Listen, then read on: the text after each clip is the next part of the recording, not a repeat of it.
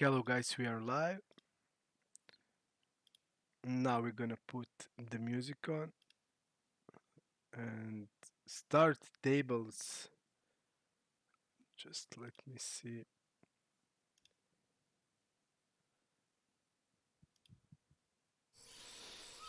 Up.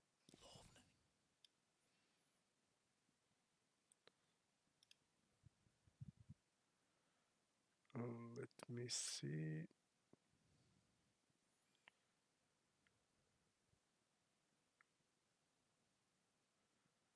Yeah, but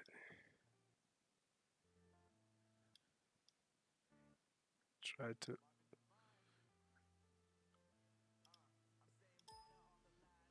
I'll try to make the sound okay.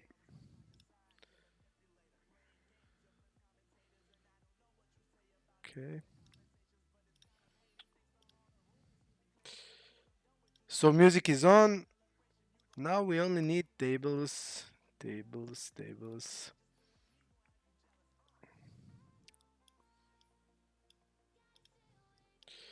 We just need tables and we are ready.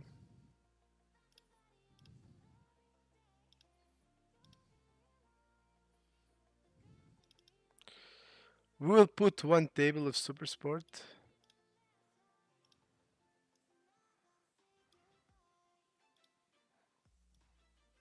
Okay. And we will put POKERSTARS.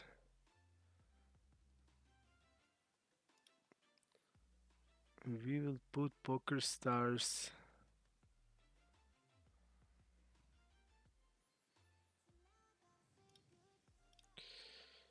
Pop, pop, pop. Okay.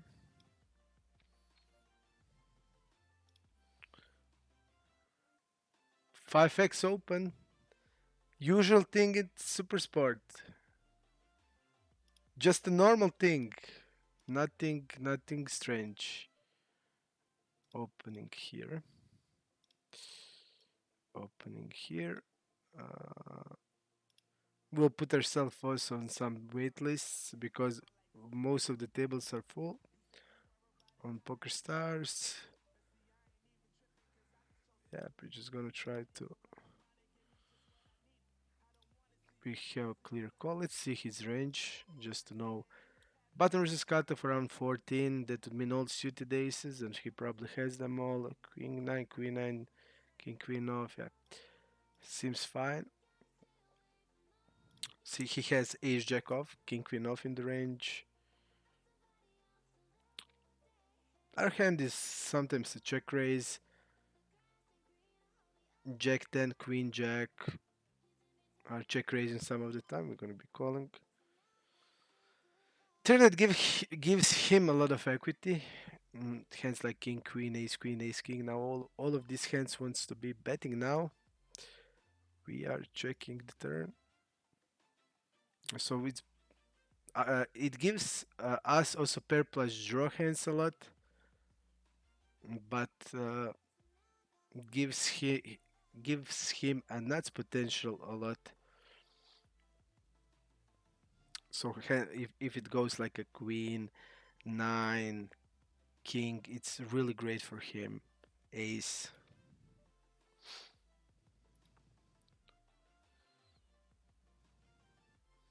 He has nuts now in the range. We don't. Button versus cutoff. We are four-betting almost all of our ace kings. This guy is also really passive.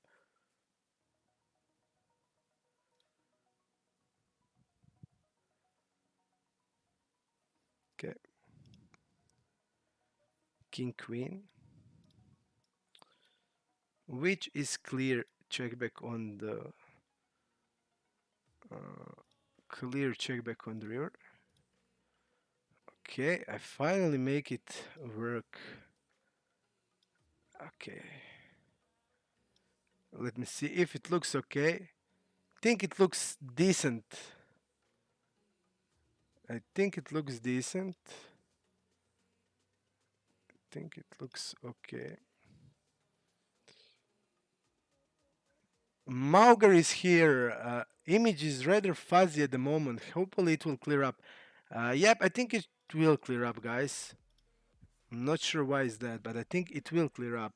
Howitzer man, good evening. Good evening. I think it will clear. I think that's always at the beginning of the stream. And I think we are ready, guys. Yeah, we are on some wait list. We're gonna play 4 tables today.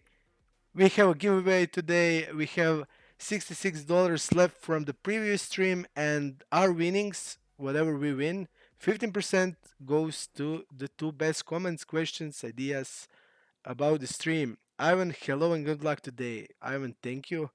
Stick with us. Give your thoughts, questions, ideas, everything. We are open for everything.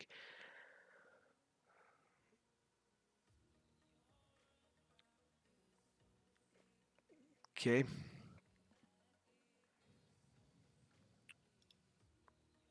We're definitely betting in the bigger side here with our 8-9.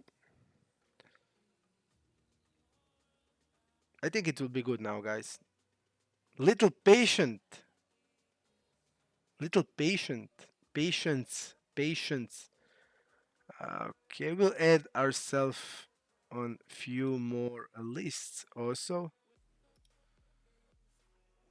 Just if this super sport table breaks, that we have other options, guys. 469. Check, this guy bets the range there, so yeah, check raise head sense. When everybody bets range on the 964 and this guy on super sport, most of the guys in position bet range. Yep, we're gonna just do a lot of check raises. Here we're gonna go with the 3-bet with the king 5 because big blind versus small blind we are polarized and unfortunately table broken. We're gonna add poker stars. Mauger, just try to refresh or just try to relaunch it again. Think it will be fine. It has to be fine. I have a good internet, so yeah. Ace 9 clear call, clear call. Jack 8 will be fold. 7 9 clear call. Maybe we'll do also a little bit of the heads up. Uh, check behind on the big side. We're mostly calling. We are mostly calling. We're gonna call the turn. We're gonna call the turn. He should be jamming still tens, jacks, queens. This kings doesn't hit us basically at all, so he should be jamming all of these hands. So checking on the table number 4. Checking on the table number 4. Anarchy is calling. We're gonna go with 1/3. He should be stabbing hand like a king queen, ace queen. But he mostly 3-bets this type of hand. So I would say his range would be here like mostly pocket pairs.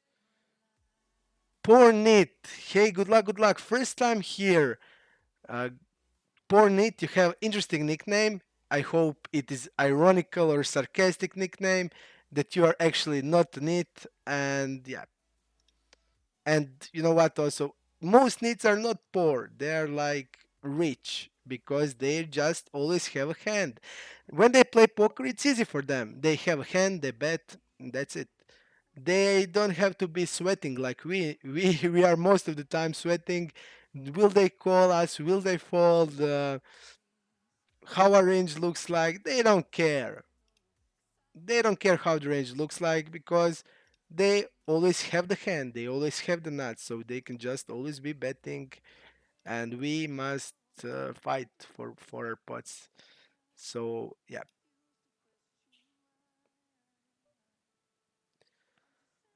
Do stand against 38% opening. We're just gonna be folding. Also, tell me, guys, if the sound is okay. It should be good. Not sure. Is it good or not? Should be good. Great. Glad to hear it. Let's go also to the. Okay. Okay, I have everything we need. I have everything we need. We are ready for a good session, guys. We are ready. We have four tables. We have everything we need. Let's let's have a good session. Let's play good poker. Let's talk about interesting things. If you have any questions, be free to ask. I will try my best to answer it. Uh, I will reward. So if I win with the session, you stick with me. You're gonna win also with me. Yeah, let's try to play, learn, play our best, and that's all we can ask. So I hope just sound is okay, that music is okay, that everything basically is okay, and we can just concentrate on the game. If the guy checks, we will isolate. We will not gonna be three betting queen 10 off in these positions. Okay, do 7 off. We're gonna be folding. We're gonna be folding it. Jack 10, clear call. King Queen 5 board where we 3-bet queens and kings. We 3-bet most of the king queens, so we are basically not that strong on this board, and we just can go check raising like crazy because we need to be balanced and protect our range a lot. So most of our range will be hands like a weak queen X or king X that's calling, like pocket pairs with the diamonds. So and our range looks actually weak, so we're gonna be actually checking a lot and only calling, not check raising a lot, but actually check calling a lot. We also, what is like really sick, that we also three bet a lot of fives. So I three bet big blind versus button like 30% of five. So we actually don't even have all the combination of sets from five. So actually we have like maybe 1.5 combination to two combination of sets on this board. Think check the river is play and go for a check raise. Our hands that are calling on this board will be like ace of diamond hands, hands like an ace x of diamonds, and hand like an ace 10. So we have a lot of queen jack and hands like that. So we'll just go with a heavy raise. If we are bluffing here, we hand like a queen jack that we can turn into bluff, or a queen 10, or like 9 jack. We're just gonna be raising really big size. He's capped when he check behind the turn. We are uncapped. We can have straight on the turn. He will bet the straight, so he doesn't have it. And yeah, still gonna have a lot of hands that we can turn into bluff. Actually, hands like queen 10, queen jack, 9, 9 jack, or 9 10. I would never change king x into bluff, but these hands I would. We get called. That's great. The guy calls with ace 5. Yep. They will always call us, so that's good. Uh, Here the problem is that actually a button is flatting basically nothing, and when the flat range is like this, they will mostly have pocket pairs in the range. Yeah. Here the options are, we still have a lot of 7x and 8x, so only thing that we want to do is gonna be or betting here, because if I have a hand like a king 7 of clubs or 7x that call the flop only, we're gonna be over betting it on the river, because when he check behind the turn, he's most of the times capped. He will not check behind enough flushes, and his also range is really narrow, and he doesn't have a lot of flushes, and we actually have a lot of flush draw on the board, and we will have on the turn a lot more flushes than he's gonna have. So when we are actually having a lot of strong hands in our range and he actually doesn't, then it has sense to be overbetting there. That this ace doesn't hit him actually at all, I would say, uh, because which hand on 4, 5, 6 is stabbing with the ace, and people doesn't call ace jack off or ace 10 off when they're regular players. So he will not have an ace blocker in this spot. He can have some ace queen, but people in these spots also three bet it a lot of the times. So yeah, and he also can actually bet hand like that. So usually how this pool plays is when they actually checking in position, their range will be a lot. Uh, it will be a lot capped and not strong. So yeah, we have a four bet there. We will go 22. The guy check calls. We're immediately gonna overbet the turn. We are pretty polarized when we are stabbing. When we are stabbing the ace x board in position, we're gonna be polarized. So we're just gonna be, and we can have easy hand like a fours, like a fives in this spot and bluff with these hands. And when he check calls, they're gonna always, or most of the times, have an ace x on the turn when he calls an overbet. So yeah, here we just calling the ace king, and we are here jamming and yeah, we can bluff here.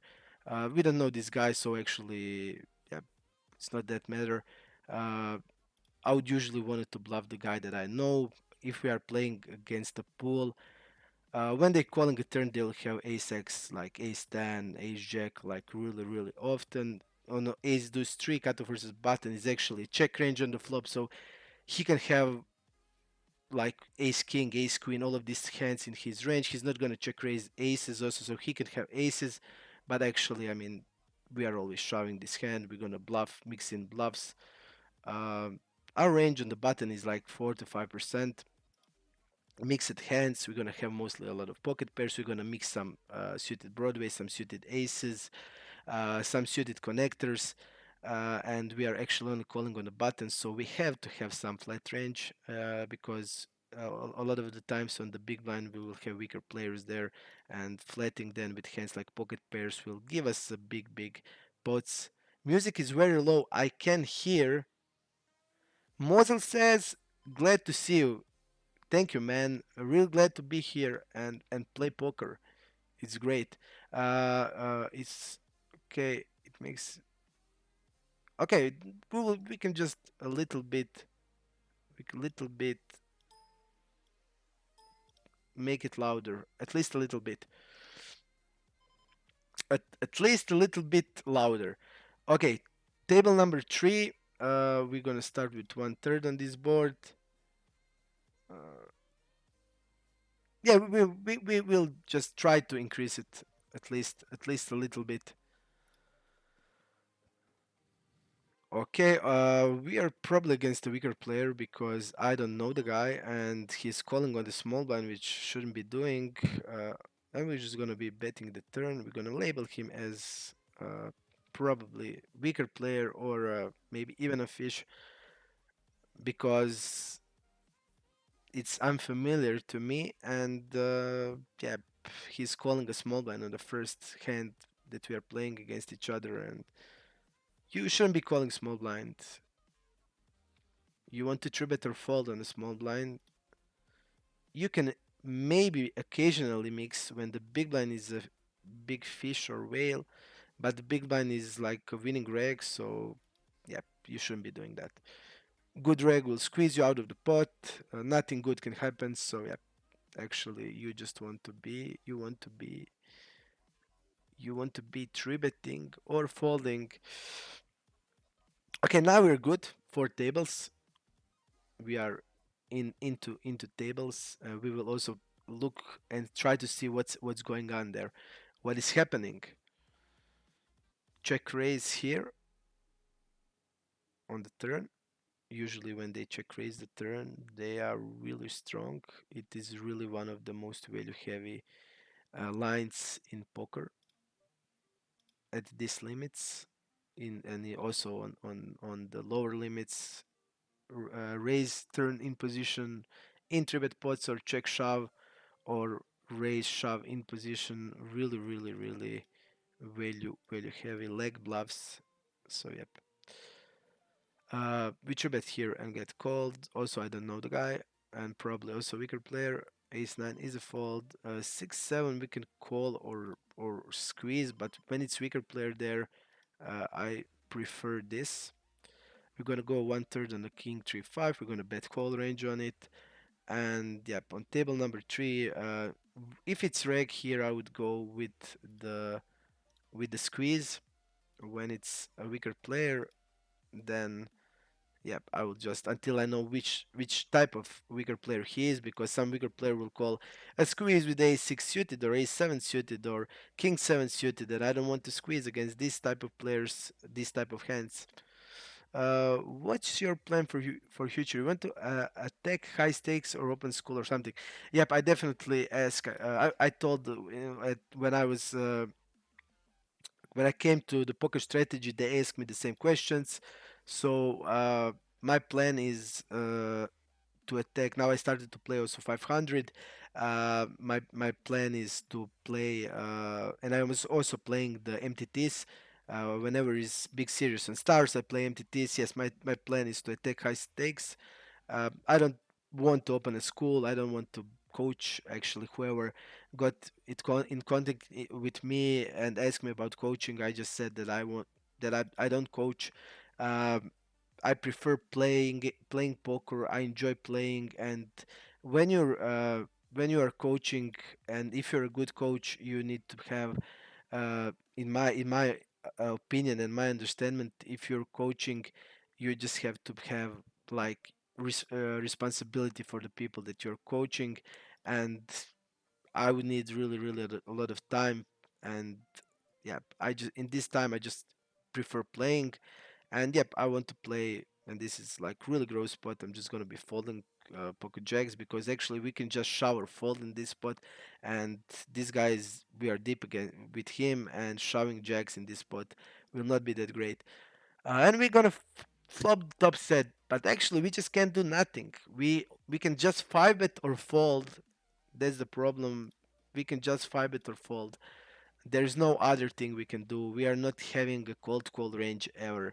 So yeah, unfortunately our top set goes into the muck. Okay, we're gonna start with 1/3 on the 10 to 5. We can go bigger, we can go 1/3. I think both is fine. We can now start over betting. Let's see the guy, what is he calling? Yeah, this guy actually always likes to call me down. Really, he's bluff catching me real lightly. So yeah, I think clear. Overbet the turn spot, and here is also a clear three bet spot with big size. A lot of interesting spots are coming. Yep. How fast do you think networks and artificial intelligence will solve poker? How did it happen with chess? It is a lot different because actually, I was calling here. It is a lot of different because poker is a lot more complex than chess because of the sizes, and No Limit Hold'em has like really. I mean, you can in every street go indefinite size. You can shove it at any point, so it will be hard to solve. And I don't think that is like actually a real threat for poker. Uh, and it's I think the solvers and even artificial intelligence is good actually for the game, because we will evolve, we will get better in poker, and I think that's the goal here. We are calling pocket jacks always on the turn. uh, he's gonna step hands like ace 10 on the flop, like a king 10, like a 9 10, all of these hands. uh, and this queen 5 6 to tone, we're actually betting from big blind because we are calling a lot of king queen hands.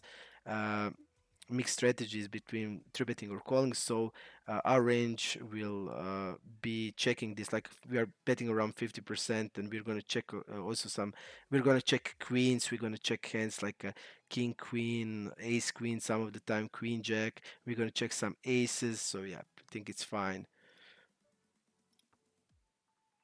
And let's see the guy. What is he doing? And this is The guy did step only. He didn't step ever basically. So that's not that great spot.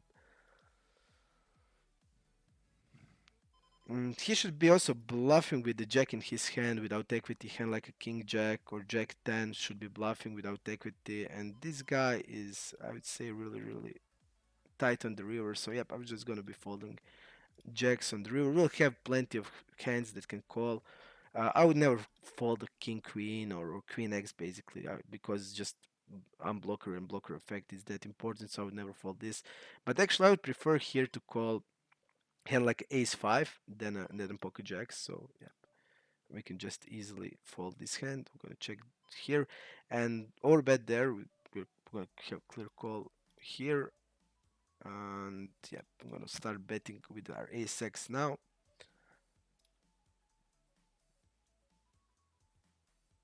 He's on opening 26%, and when he orbits a turn, he's yeah. And still here hands like ace jack with the jack of spade and ace queen with the queen of spade are far better bluff catchers than this. We are blocking the aces and tens, which is not blocking tens is nice. Aces doesn't play this way ever. Yeah, and this guy also seems passive on the river, and a lot of his bluffs will be actually. Let's see after betting turn. This guy did over bet as a bluff with the ace high, with the ace queen, with the blocker. Yeah, I'm gonna call this guy.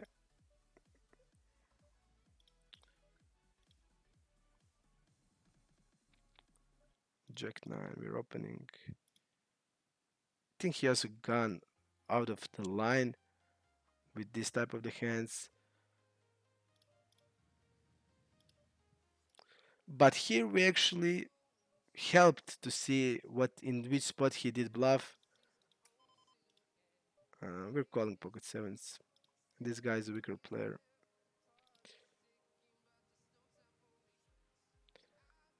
I think it's only solved actually limit hold'em is actually solved.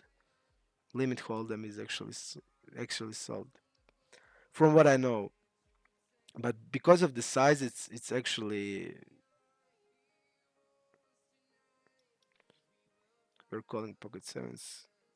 His squeeze range is also 13% against early middle position.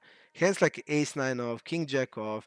So he's full of shit, guys. Full of shit. And when somebody's full of shit, we're not gonna fold to this type of guys.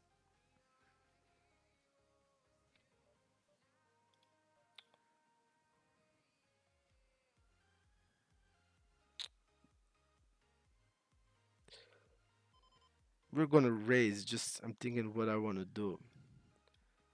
And to me, I think the shove just looks best. Even having hand like ace 8 of spade, ace 9 of spade, ace 4 of spade, king jack of spade. What we want to do? Do we want to raise to 30 to 40? I think we just want to jam, and we were going to jam our set also.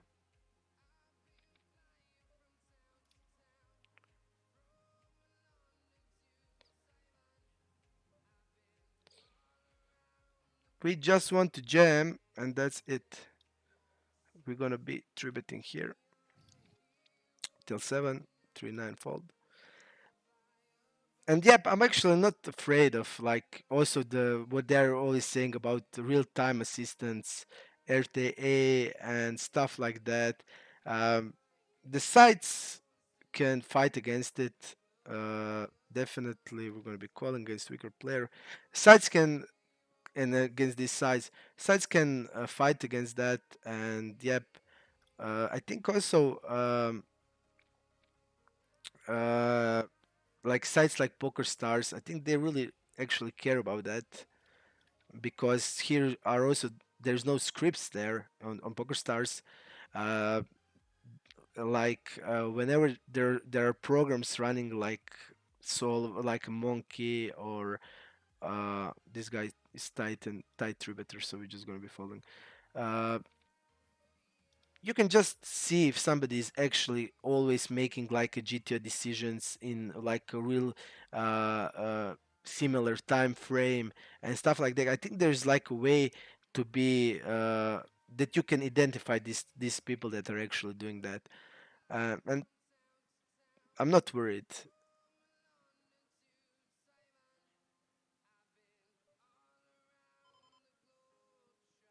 I don't think Mosul says that we can fold, but we just can't fold the turn.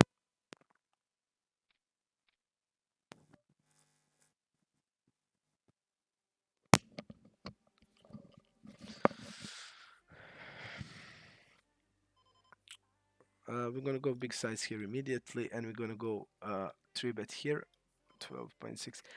Mosul says that we maybe can fold turn with our jack jack, but actually we just can't. Yes, I agree that we are blocking the no equity bluffs, but we are not blocking the equity bluffs with our hand. So yeah, we actually can be folding, but I think we are basically always folding on the river.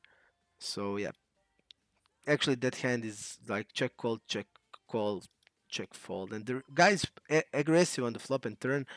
And yep, I'm not that fold happy that the people will bluff in this spot because I would never fold the queen X there, just based on the blockers and on the run out. It's impossible in a check call line of the flop and check call line of the turn when we have so many hands like a pocket jacks, pocket tens, pocket nines, weaker pairs.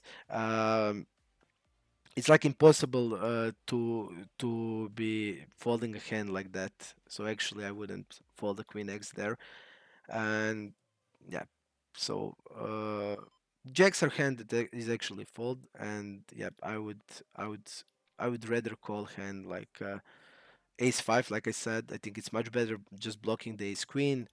Uh, it's better call than pocket jacks because actually on the river we are actually blocking his.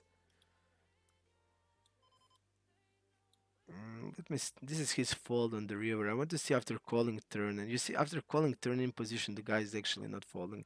So he should be betting aggressively 4 5 6 in a 4 bet pot. So I don't know what he's like checking, but he will like is he looks to me that he's actually checking aces. He's that profile of the guy, and I'm just gonna be give upping in this spot. I want to be bluffing like on the diamond or like a 7 8. Actually, here when nothing's changed, I would shove here pocket tens or pocket nines. But yeah, he and we're also a blocking hand like ace king, and he has ace king. Okay, I mean even like I would slam dunk ace king call with the king of diamonds especially. So yeah, not that great of the spot. Uh, Hovitzer said that Marta America sold poker. No, no, I didn't sell the poker, but yeah, I will do my best to improve, to learn, to get better and better, and that's my goal. Honored Funk says, "Hi, I want to offer promotion of your channel, viewer, followers, views, chat box." Yep, I don't want any promotion of my channel. Everybody, I mean, I'm streaming basically when I can. It's mostly for poker strategy, for the guys there be to have the ability to learn. Uh, so yeah, I don't want any promotion. You see that I turn off the any subscriptions and stuff like that. Here, my most uh, my goal here is just to improve me, my game, to help other guys on my Discord channel, on my community on poker strategy. So I don't want anything here like any promotion stuff or anything like that. We are here to get better, to learn, and it's the only way, guys. Moses says that yeah, most of the size doesn't care. I would say that Gigi doesn't give a shit. Uh, this guy is opening only 18%, so we're gonna be calling. We're gonna be calling. Yes, most of the sites I agree just I mean, iPoker just started to ban scripts because scripts were killing the game. I actually stopped playing on PokerStars just on the iPoker especially and only because of these scripts. Because basically on NL 400 on iPoker you just can't get tables without scripts. The tables are crashing all the time. Immediately when the fish is gone, table breaks, and you just can get the table. So yeah, I don't like that. And now they figure out that scripts are really bad for the game because it gives you unfair advantage on the weaker players, and that's like crucial thing.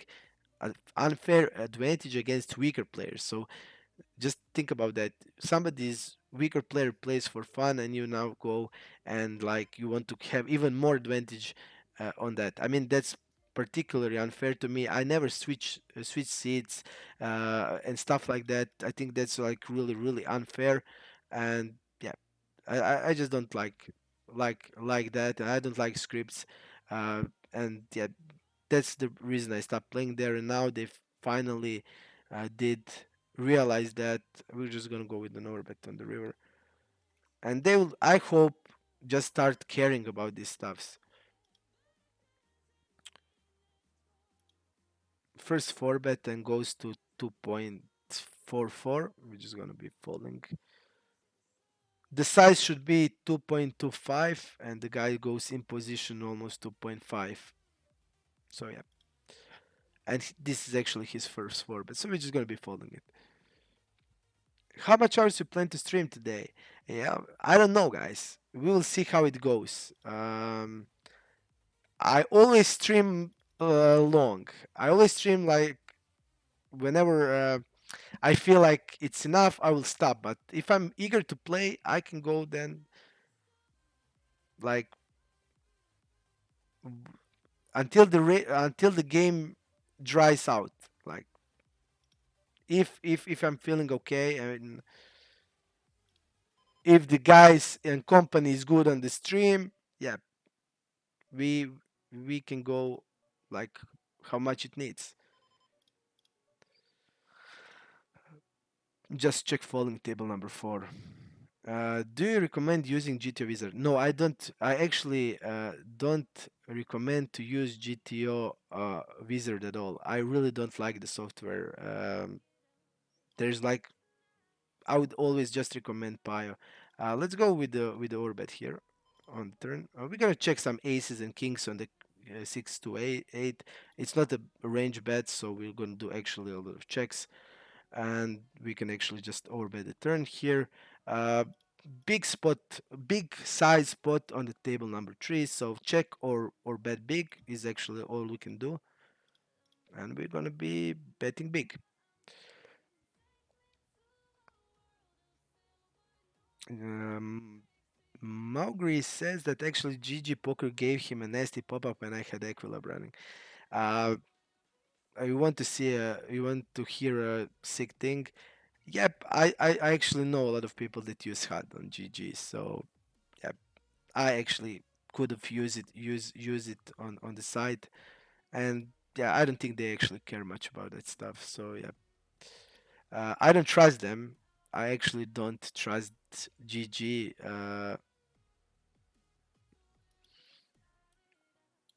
12% against us. Let's go into deep pop up just to see how he plays deep. Out of position, flop C bet. Okay. When he is deep, he actually three bets a lot less. So yeah, I'm gonna go with the check. Maybe around 6% against us.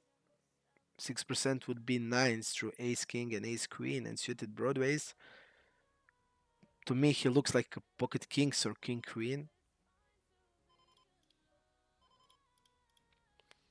We will not turn this into the bluff. I agree, Hoitzer. I definitely agree with which you wrote. Actually, I wish was just going to be checking ace five, so he triple checked the ace x, which I expect about this player. Uh, Clear call there.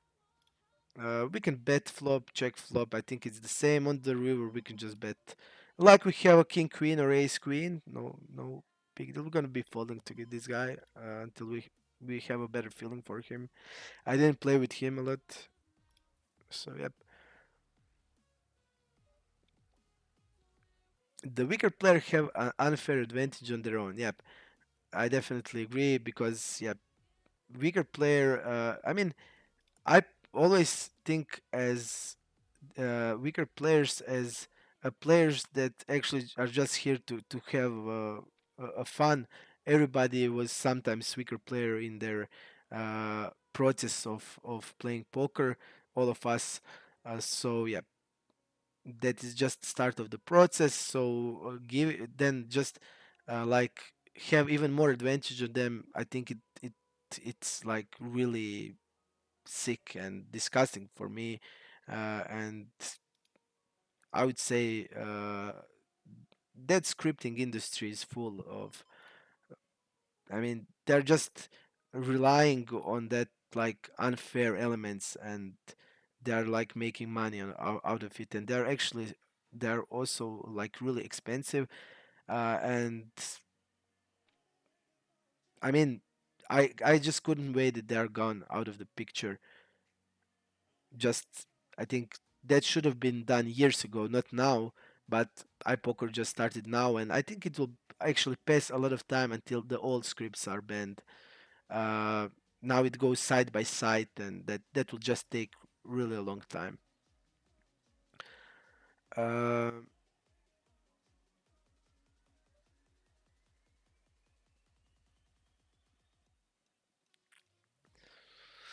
Mosel says that basically he talks about bots. I also notice a lot of bots when I play like a VPN, winning poker network, and I think they have a similar patterns, and actually you can exploit them heavily. I mean, they actually only win against fish, or most of the time win against fish, because their tendencies are always the same. They like cbet really high in multi-way pots. Their cbet frequency out of position is enormous. Uh, yeah, I would say that they are bad for industry because they will still win against the fish a lot, and yeah, that's the problem. And yeah, but I would also I think like everything like that, like bots or all these things. I think the sites should just resolve that, not now, before like 10 years or 5 years ago. We are squeezing on table number one. Pocket jacks squeezing always. Let's see how this guy reacts to squeezes. He folds 70% calling. He didn't four bet once against squeeze, and he calls there. We're gonna be betting 1/3. I think this type of board we actually just, even it's multi, we just have to be betting. We have hands like ace king here, like ace queen. Uh, I would like bluff hand like a queen 10 suited. We can bluff some king queens also, but because it just blocks ace queen, which is important, and yep, you can just fold him out of the worst hands. With pocket jacks here, I think we just against a weaker player, we're not going to be checking that he checks behind. He shouldn't be having a lot of flush hands, but weaker players can have hands like a 6-7 suited or 7-9 suited, but he can also have hand like ace 7 off or ace 10 off. So just getting value out of this hand, I think, is way just to be shoving it on the turn. Against an overbet, actually, I'm going to be calling there. We have double belly, and we are in front of his bluffing range, so yeah, actually nice spot. Yeah, we're gonna be going with this size. We're gonna be raising there. I think raising till like this is okay. And on the river, I think we'll start with the overbet range now.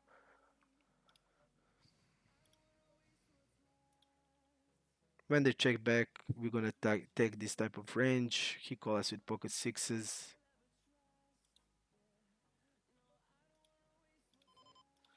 Now this looks like a 9-10 to me.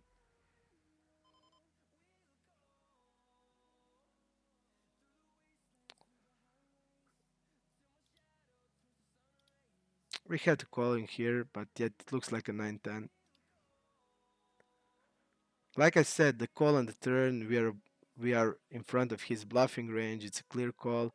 But on the river, when we actually and his size on the river, his block bet is fine. I think the block bet is okay because he can still like value bet the set on the river and he can use this size. But when we raise here, we actually says we have a straight. We're gonna check back some 9-10, but we're gonna also stab it a lot. So when you think about that, we are just too far here just to fold the 5x. I don't think we can do it. Even his range, even his play is just looks like a 9-10 always. But I don't think we can just fold ever with the straight there. We're gonna start with 1/3 on the deuce 5-10. It's mostly for protection slash value. The guy is not falling in position to 3 bets and 2 c bets on the turn. It's still okay to be betting like this, just to deny equity and be checking the river.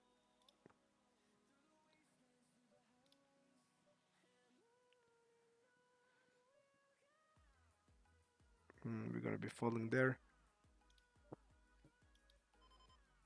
He immediately shows his stats are aggressive and he reps like a backdoor. If I have a spade, I would actually call. But against weaker players, it's always tricky. There's a random factor there. Uh, if the heart is there, I would like also with my eight of hearts.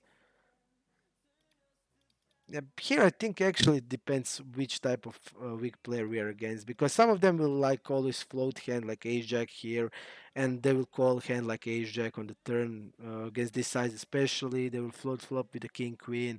They can even call hand like a king queen with a king of spades. So actually here it's like really important. I would like blocker effect here for me. It's really important. And if I'm having a spade, I'm not folding the river shove against a random weaker player that has aggressive stats. So yeah.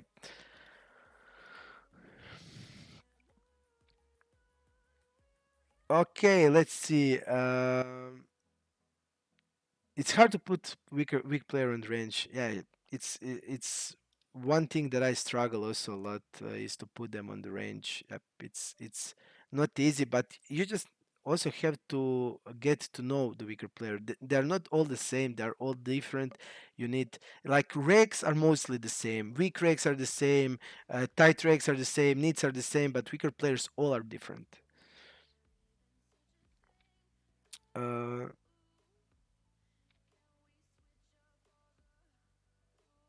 Yes, I agree that Royal Flush, what he actually said, it's like perfect sum. They were there. The bots were always around. Uh, the cheaters were always around, and it always will be around because the money is involved. And soon as the money is involved, people get greedy. People get worst of themselves. So yeah, I agree. I also don't like unfair. All my life I was in sports. Uh, to this size, this type of player will be always calling ace jack. Our hand is not a call in these positions, but against a weaker player, I think it's fine. We're just gonna be checking ace jack. Okay. This guy only opens 18%, so yeah. Here we're not gonna be overbetting the turn. He has king queen. We have king queen. He's not three betting king queen off. So actually we don't have that much of the range advantage on this turn, and we want to bet ace king ace queen, so I prefer just to put it all in the normal size, much easier to be playing like that. Here we're gonna fold out a hand like a lot of his hand will actually be pair and plus draw, so hand like a jack 9 will not be folded, but yeah, the weaker pocket pairs will. uh, The problem is that we're gonna be tripling this hand like always because he's not gonna be folding any ace x. Most of his jack x hands have a pair plus draw, jack 8, jack 9, jack queen, king jack, queen 10. So everything has more equity now, and our hand is like classic triple barrel.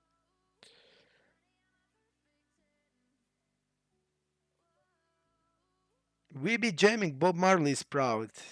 Yeah, I don't know Bob Marley very well, so I just can't say. But it looks like a cool guy. I can say that. Yeah, people will cheat always, like Royal Flash says. People cheat in Fortnite. They cheat in PES. When I played PES in on PlayStation 4, and when I play online, they suddenly just overload their upload, and suddenly the game is like in slow motion, and you can't control it. And yeah, they can. I face with it in just simple game of PES where you play only in your proud people were cheating. So they will always try to cheat in any game that there is money involved. There's gonna be cheating.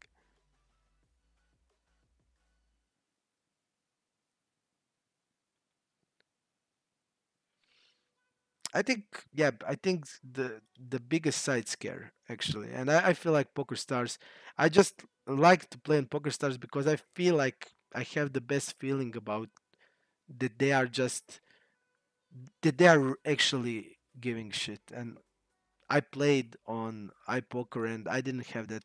Whenever I contact them, like they had troubles with tournaments and repay, and I would just sometimes I didn't contact them and didn't even repay, like refunded from the tournaments that happened. Like there were bugs sometimes in their tournaments, and I actually had to wrote them, okay guys, you didn't repay me refunded for that tournament that broke.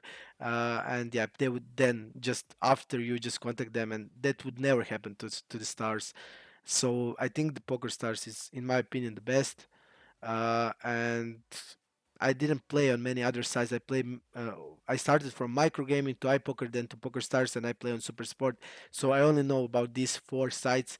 I tried GG, but it looks to me it looks like a game, like uh, I don't know, like it's just made for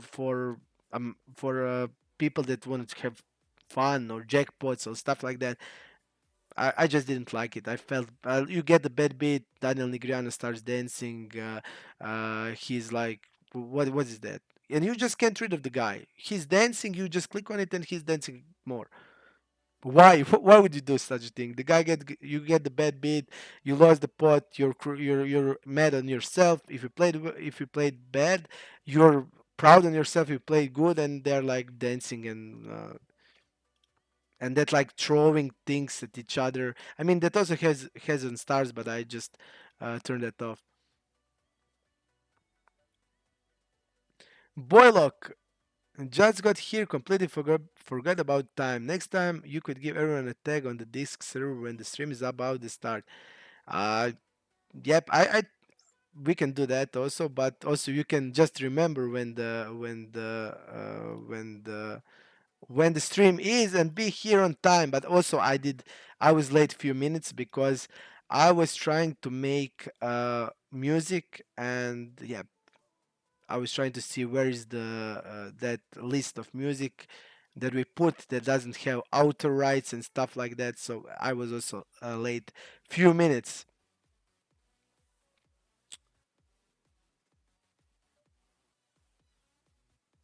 mm, Mosel, I don't think the situation is like that. We will always have ability to get better and to beat them, because I don't think they will make the bots perfect in poker for like at least really future in like next 20-30 years. I don't think that will happen. How we are doing so far? Crushing. I think we're doing okay. We lost one all in where we have a straight and the guy did river the higher straight in a spot where we actually just can't fall to raise. Even it was like I was pretty sure he had it, but we won't have it that often. And whenever you don't have it that often, then it's a problem. Whenever you need to defend the range because you're not gonna have many strong hands in it in that line, then actually you just have to be calling it. Will there be a stream recording? Yes, the stream is will be recorded and get on my YouTube channel. I will put it on my YouTube channel. You can then see it again, or we're gonna be checking against weaker player because tendency of the weaker players is to have a lot of ace x hands. They will call a tribute with ace 5 off, ace 10 off, all of these hands. So he will actually have a lot more top pairs than we're gonna have. So just gonna be checking, check calling. We're gonna be check calling the turn.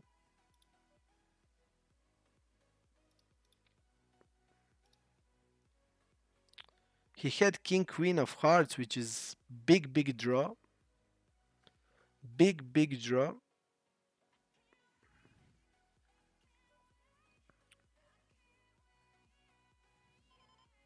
It looks like a game. Definitely, it looks like a game. We're gonna be checking. Yes, that dance is tilting as it can get. I don't think like anything is that tilting like his dance and his face while he's doing that. Like he's doing this hand stuff. I mean, with his face that is like, I mean, like he's enjoying my bad beat. It looks like that. Like he's enjoying, and yeah, it's really tilting. Show us the dance the next time you text someone on stream, please. I don't I even remember how the dance looks like, but I just remember these hands going down, and it's it's so far in my subconscious that I try to just erase my memory that I ever play that I ever played GG, because GG is, I mean, I just so dislike it that is actually my worst side I ever played on. I would never play there. I would, like, if I have a choice between playing on GG or never play poker again, and I really enjoy poker. I think it's the best game of all games in the world. I would just never play poker again. That's how much I dislike the GG. Ace 3, guys, small blind versus big blind. We're gonna be three betting it. We're three betting ace deuce, ace 3, ace 4, ace 5, ace 6, and ace 7 off. Mixing it. It's not pure three bet, it's mixed. So we're gonna do it now. Against the weaker player, we're just immediately starting with the big bets on the 10 jack 5. 10 jack 5 also prefers more polarized betting. We get the new table. I thought this guy has actually lost, so that's why I wanted to change tables. We have a short stacker there, but yeah, we're just gonna be playing. Usually don't like playing against these short guys. I'm gonna go 6.8. I think it's okay. GG looks like a site for laundering someone's money. Yeah, I agree. And their jackpots are. I mean, there are a lot of people on my Discord that actually play there, and they played for months and they didn't ever get a jackpot. And suddenly there are the guys that I also know from Poker Forum that like get like 40K in the jackpot playing all in or fold, or even 50K of that jackpot. So they just give it, I don't know from which logarithm or algorithm or whatever, but definitely the side that is uh, it's shady. I mean, it's really shady, and like Mosel said, looks like a site for laundering someone's money. I completely have the same feeling about it. Yes, I just agree with everything that Mosel says, and really interesting thinking. And to me, it's the same. I had immediately the same feeling about it when I start playing.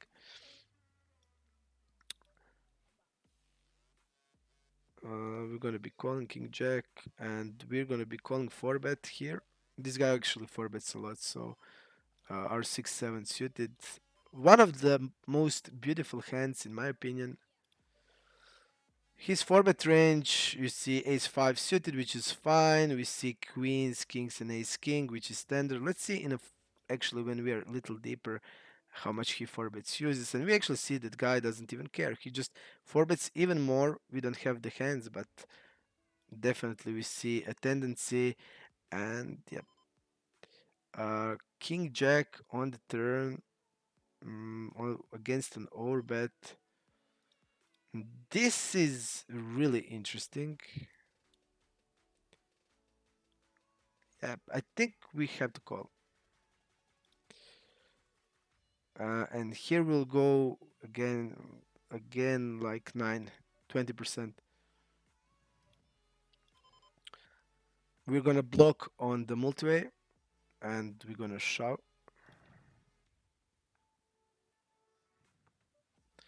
We're gonna go against small bet. We have here nines, tens, jacks, queens. All of these hands want to be betting for protection, for value. We're gonna be 1/3 now on the turn. We're gonna go bigger here. And this is not great.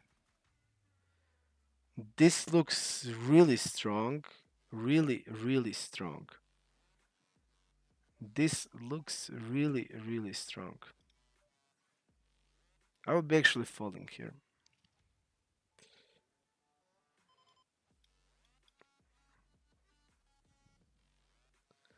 This looks to me really, really strong. And yep, I will be just folding the flush. When the needs do it, when the need does it, we're gonna be dead with our flush. We're gonna be dead. Pretty much dead. And we're not gonna fit the needs today.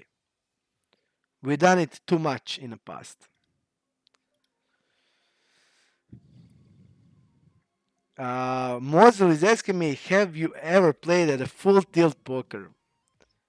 Guys, I started from the full tilt poker. I started to play not seriously. It was like when I was a kid at college, and we were always watching poker, playing poker live games to each other, and we were watching the Phil Ivey, Gus Hansen, Chris Ferguson, and all these guys, Patrick Antonius, and we were dreaming of playing against them, and we just started to play on the full tilt poker, and yep, I did lost fortune for myself at that time, around $50.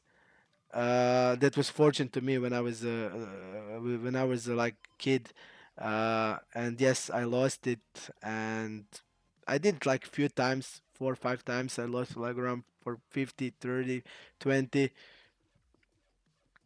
and yep, we're gonna go with the 1/3 on the turn, and we're gonna be checking back the river. We just have a clear check here. We're not gonna turn this into bluff. So definitely, I even now when you said full tilt, I got the itches. I have the itches even now because full tilt was that time of the tilt was something like really really great. There was just so many. Today players are just completely different. They don't lack any personality, and then like all of them had some personality. I did in all. Maurice says I did it in olden days.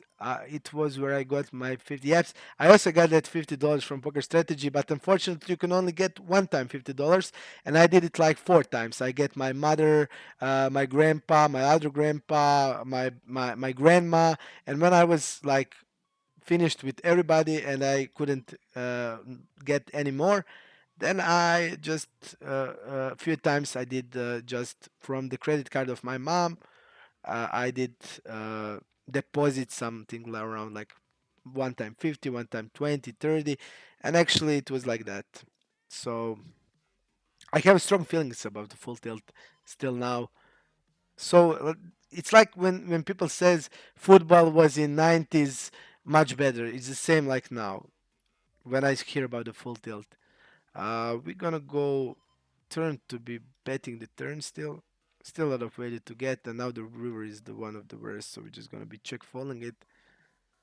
Uh, if you could go back in time and give yourself some advice to speed up your climbing through the stakes or make it less stressful, uh, I'm gonna be following the river. Really interesting question. Boylock, really nice question.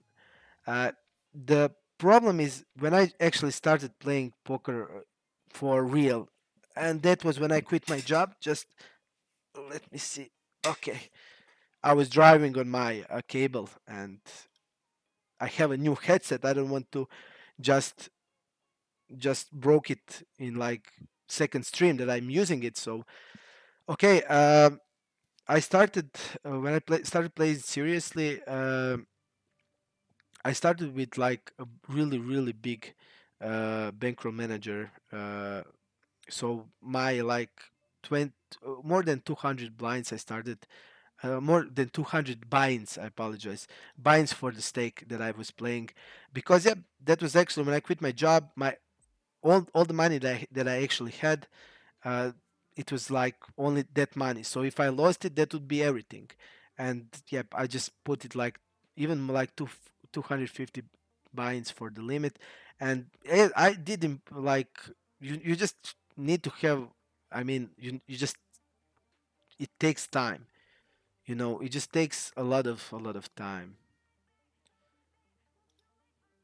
Um, we're gonna try to check and hope that he has a full house. He doesn't have it, okay. So when I started, I mean, you just think about when you to go to the next limit, you actually need to make really a lot of buy-ins, and it takes time. It just took time.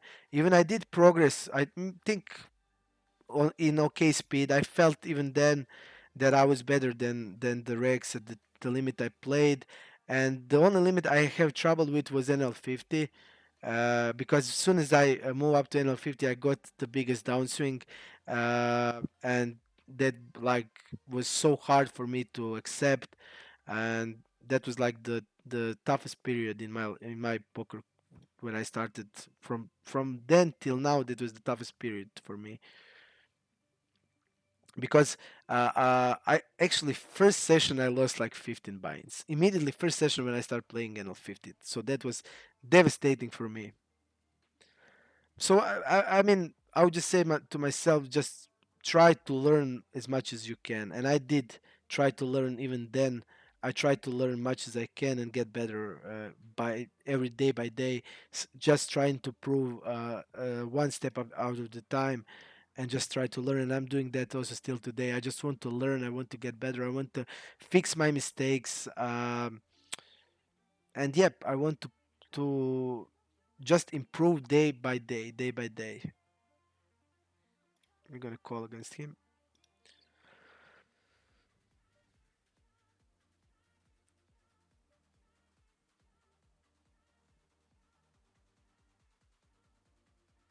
Yep.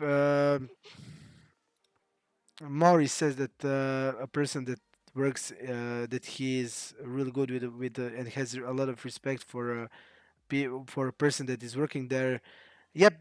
I mean, I don't know. That is my impression. That is like that something is way way way off with that side. That's my personal feeling, and actually, I think that I have really good intuition in my life. I was always following my intuition, and my intuition was that just stay out of that side. Who are you rooting for in the Nick Herbal was versus Berkeley heads up? Uh, Berkeley to me is like, I don't. I mean, he's like I don't know how to express it. I watched. I like to watch the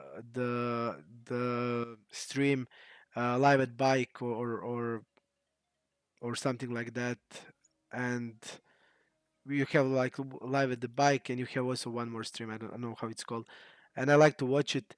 And the Berkeley is just, I don't know. I just dislike the guy. I'm actually gonna be folding sevens against this guy. Don't like it. Don't like him. And Nick Airball, I just also don't know much about him, but also he doesn't look. He also does. He also is not like that.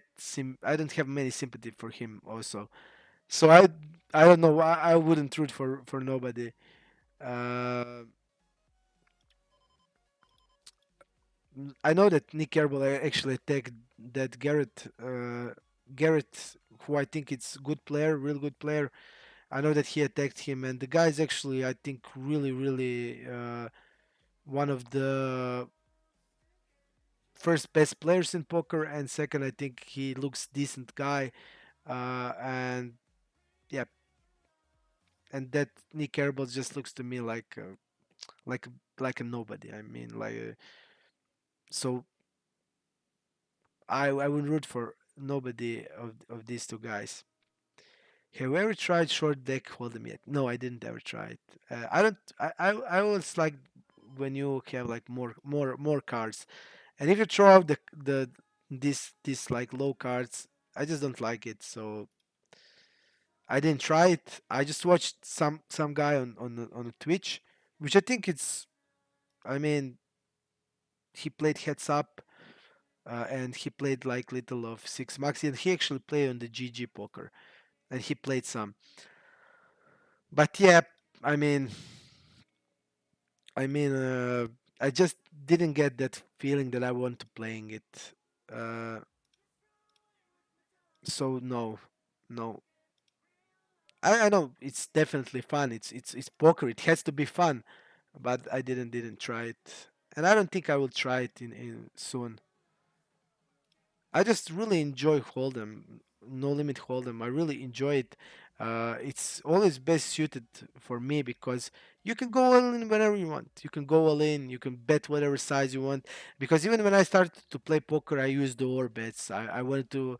I like it to shove on the turn to export or on the river tree export. I always like to do stuff like that. So NL Hold'em just No Limit Hold'em just always felt for me like most natural game and the game that I actually feel the best in. Okay, smaller versus big blind. We're just gonna put the ace deuce in a double check range, and we're gonna bet the river here. We're gonna go 50%.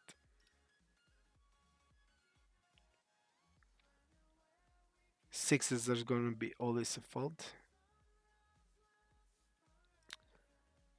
Bollock says about my lifestyle: do it healthy, exercise, good sleep. Yep, I always have a good sleep. I was from my college days. I was always living at the night. From my school days when I was like going to the eighth grade, I was always learning on the night. I couldn't ever learn by day because I was always outside playing basketball, hanging out with my friends. So I was never at home during the day, and I could only actually learn during the night. And that didn't even change in my college.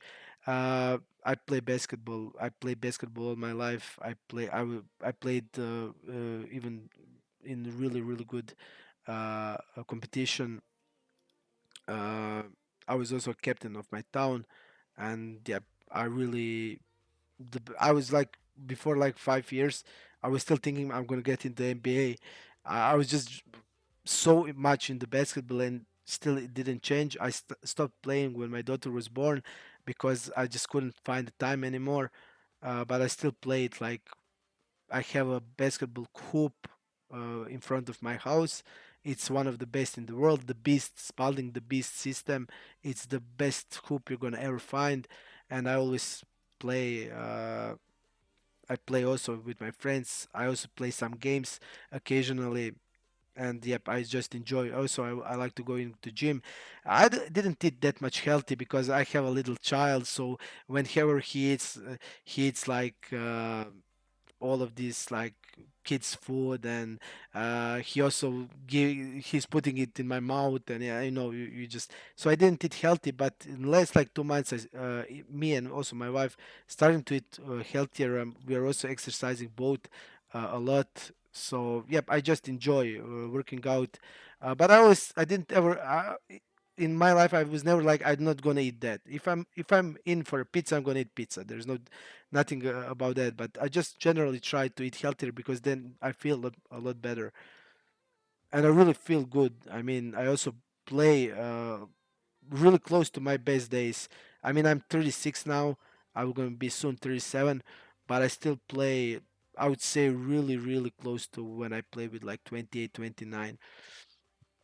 So I feel great. How important do you think those things are for poker player to be successful nowadays? Yeah, I mean that's I know a friend that is not exercising, not eating healthy, nothing, has a bad sleep routine and he's crushing the game. So uh, I'm just not sure. I think when you're playing poker, when I play poker, I'm just full in poker. I just completely forget about everything else.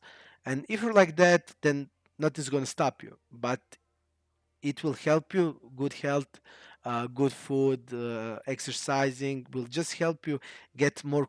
You're gonna be more concentrated. You're gonna have more energy, and I think also that's important. Muzzle is all room forbid to use a statistical tracker. What will you do? I would still play without it. Um, I like my HUD because it gives me all the information about the all parts of range of my opponents, and I immediately know what the guy is doing. If I don't have that, I would just be I just would write a lot more of the reads. I would a lot more reads. Just gonna be noting them. I would be playing less tables, and yeah, I could do it without it. I don't think that's much more important. Uh, Doubt like says, "Hey Marco, good luck tonight, man. Good luck to you also, Doubt like. If you're playing, thank you very much for nice words." Hoiter says, "Who is your goat, Kobe, NJ, or LeBron?" I will say who is not my goat, and that is LeBron. I don't like the guy at all. And yep, I respect the guy, definitely huge respect. Whenever somebody is great, I have pure respect for him. But my goat is and always will be MJ, and number two is always is was and will be the Kobe Bryant. It's just like that.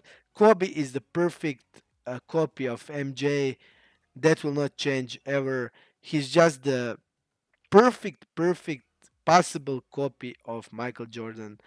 That is what is Kobe Bryant, and he's one of I actually when I was playing basketball and I was actually a big Iverson fan. Iverson was like my. I'm gonna actually go for a check here and going with a big check raise because this guy is actually when he calls here and he falls to delay 75%, he can actually have a king. Uh, he doesn't have it. Okay. Ace 3. Okay, we still wouldn't get anything. We're gonna go one third on the queen. I don't want to use bigger size in position. We're here because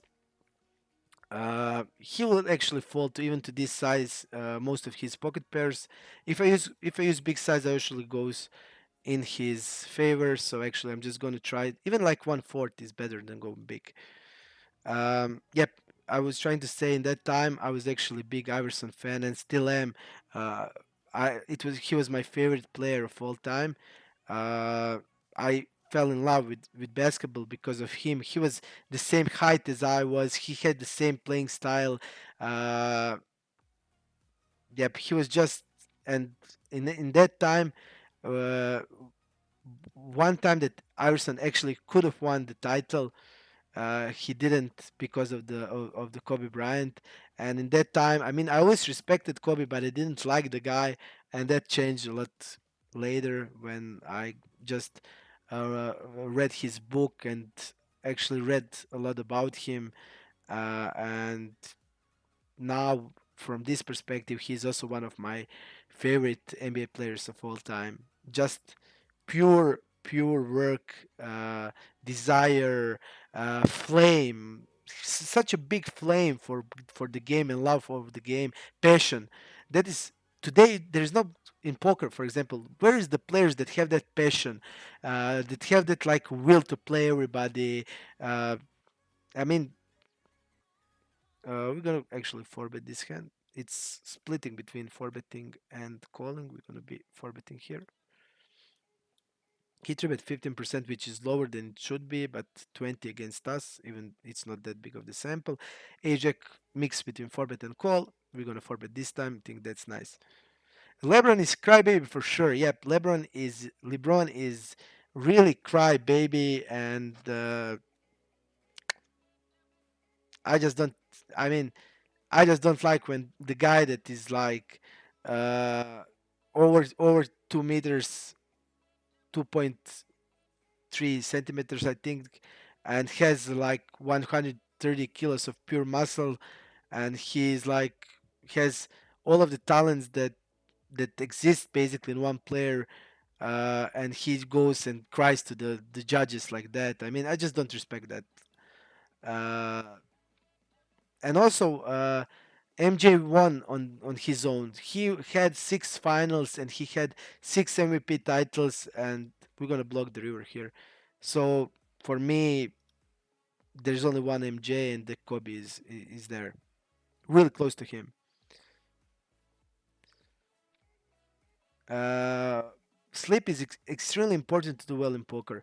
Yep, I agree. I mean, sleep is extremely important in everything, but because in poker you make decisions in a heartbeat. You make a big decision, and you have a limited amount of informations, and you need to make exactly a good decision in that spot. And some decisions are really really close. One decision will be good or bad. It depends like on really really a small amount of information you actually have.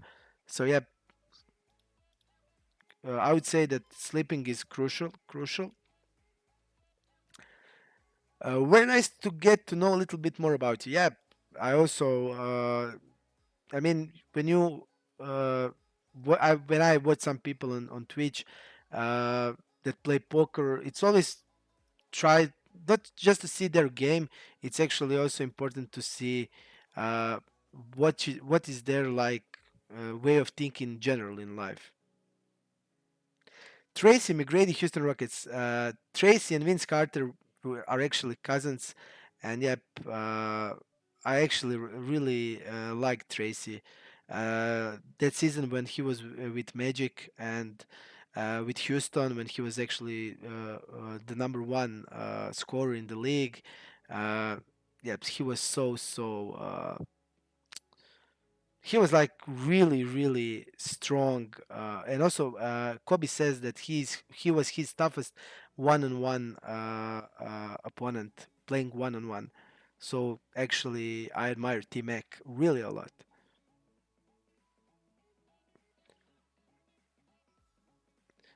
With the new series you're doing playing on micros, what will you say that are the biggest difference of the NL25 reg to the NL200 reg? I would just split it like this, and I think based on my experience, it's the closest to the closest to the real that you can get. Difference between NL10 and NL20 or NL25 is really not that big. It's really close. NL50 is way way stronger than any jump in limits, and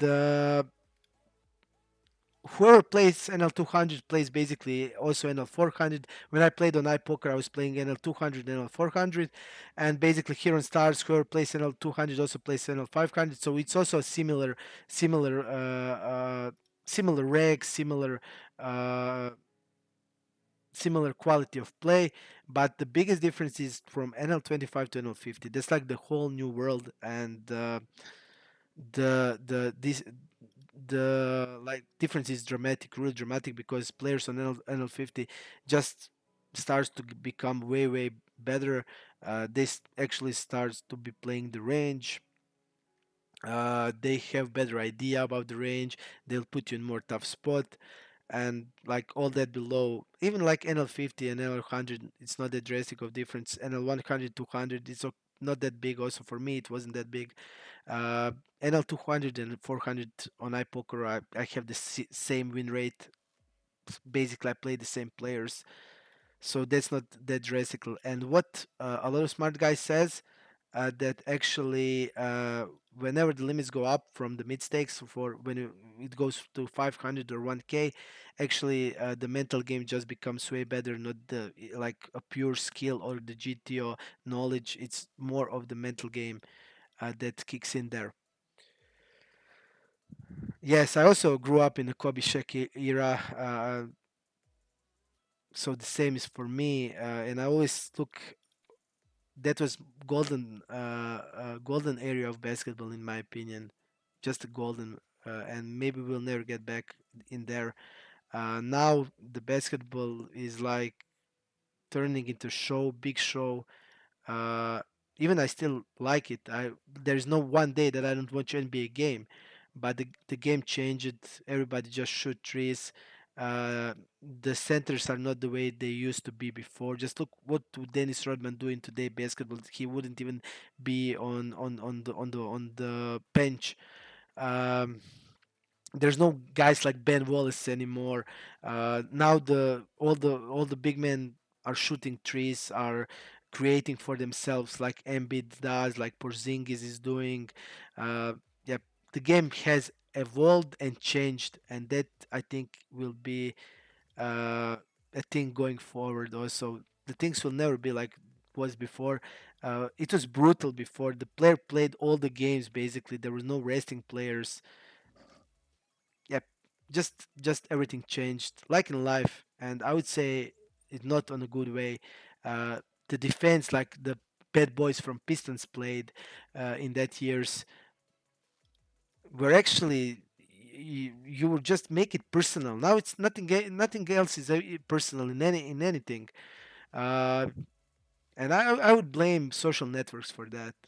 I would blame the social networks for that because social networks just fucked up everything from Facebook to Instagram. And I personally don't use any social networks. I don't like it. I don't. I will not let my kids use it because social networks are actually making people grow apart from each other, grow apart from their like families, their relationships, and I just think that is something like really, really 2.1. I'm just going to be calling hands like this that are not interfering with his opening range. So he's not going to be open a6 off or a7 off. And yeah, I actually prefer calling hands like this over a hand like a king 10 off. And especially against the size of 2x, almost 2x, I think it's fine. We're going to be falling to turn to delay bet. So yeah, definitely everything has changed, especially in last few years. Everything has changed. The football has changed. The basketball has definitely changed. Uh, there are new sports now. Esports are starting to get kick in. Esports are actually now really really strong. People wanted to be when I was young. I wanted to be NBA player. From when I was like a kid, I wanted to play basketball for all of my life, just playing basketball, nothing else. And now the people want to be, I don't know, YouTuber. They want to be influencers. Just a sick world. Warriors of today. I like Draymond Green. I really like Draymond Green because he brings passion in. He brings heart. He will, if he will knock out his own teammate. Uh, yeah, I just like that guy. I like the people that are always giving their best. I also like the people that are actually limited but go over their limits. And actually, Draymond Green is limited, but with his will and heart and with his desire, he actually is crucial for Golden State. He's maybe even more important than Clay.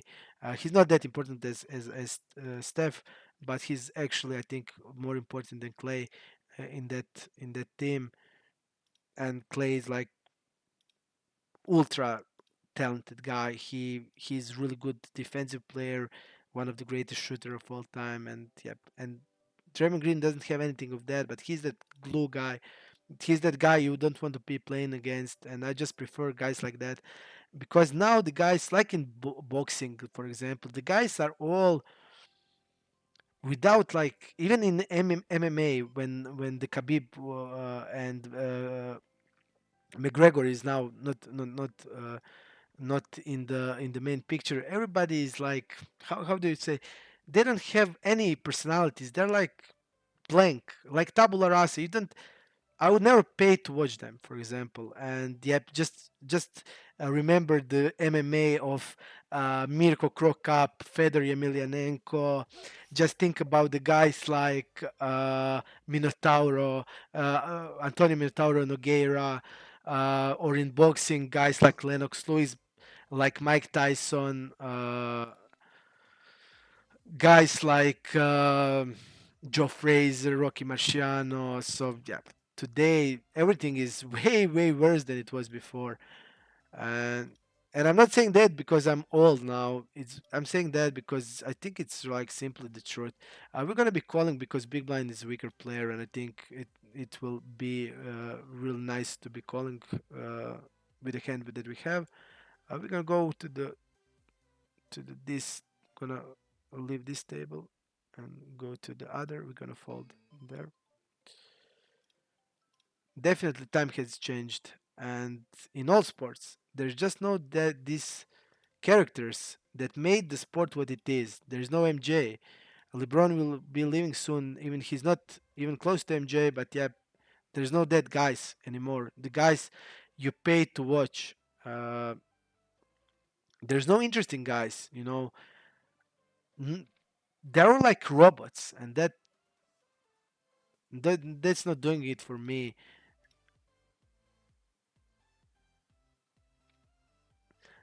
Boylock says, hopefully I can make it through NL 200 quickly. Yep, it just depends. I mean, I was in the situation that I couldn't do it quickly. I just needed to go step by step, step by step. Uh, but somebody, if you're able to do it, why not? And I'm always for a fight. I'm always for a fight. And tough fights actually make you way better. Tough fights uh, give you the what you need to be able to develop. For example, if you're like a great boxer or great athlete or great MMA warrior, if you're like just fighting the weak guys, what will that do for you? Nothing. That will do absolutely nothing for you.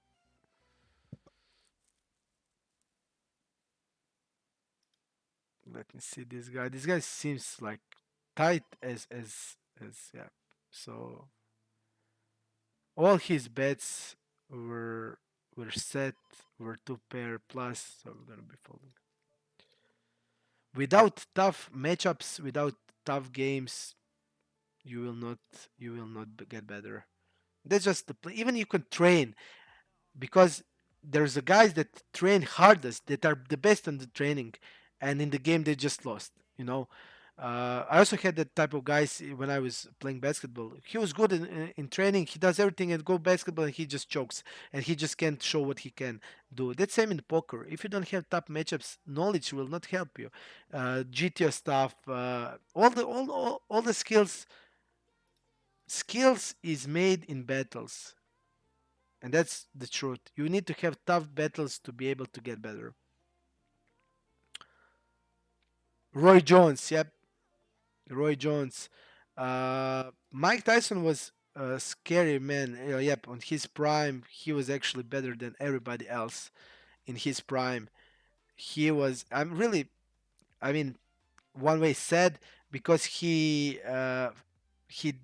that prime just lasted like not long, and he actually fought, for example, Evander Holyfield in like really bad state of his mind, of his body, physical bad state. He was way better than than than people actually think he was. And yep, he was really scary, man. I mean, he was the guy that could kill you with a punch. There's not that guys now that much power, like a pure power. Yeah, and he was also crazy. That's one also thing. Yeah, the white chocolate. Yep. How I couldn't remember. I like this pass when he puts the ball here and goes like this, elbow pass. Yep. My close friend was always doing that elbow pass, but that elbow pass actually goes from Dražen Petrovic, and yeah, J Will was crazy. J Will was crazy.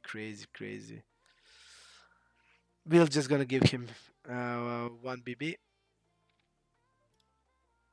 Yeah, definitely. J Will was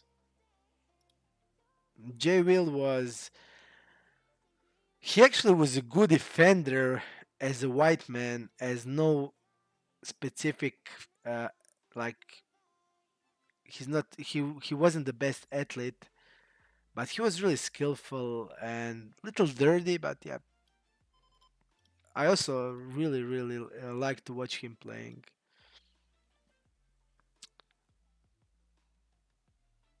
We have the old tables, so we will not gonna be moving. We're gonna be betting bigger size on this type of boards. We're gonna check here hands like a fives, like a sixes, like some 8x hands. We're gonna check some aces also here, and king 10 fits nice into the into betting. Going 9 here, going 9 here. Jack 8 suited. Jack 8 suited will be open. Deuce 7 will be folded. I just don't feel like this session like I played at all. I just like there was no like any spots or something. It was all like just clicking buttons. Just clicking buttons. I feel like I was just clicking buttons all the times. There was just no many spots that I was needing to think about them. That flush was interesting hand, but I think the guy was greedy the way he played.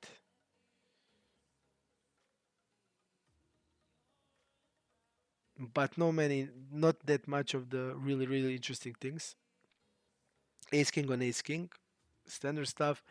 Queen 10, mixing between three bet or folding. We're gonna be between three bet or calling. I apologize.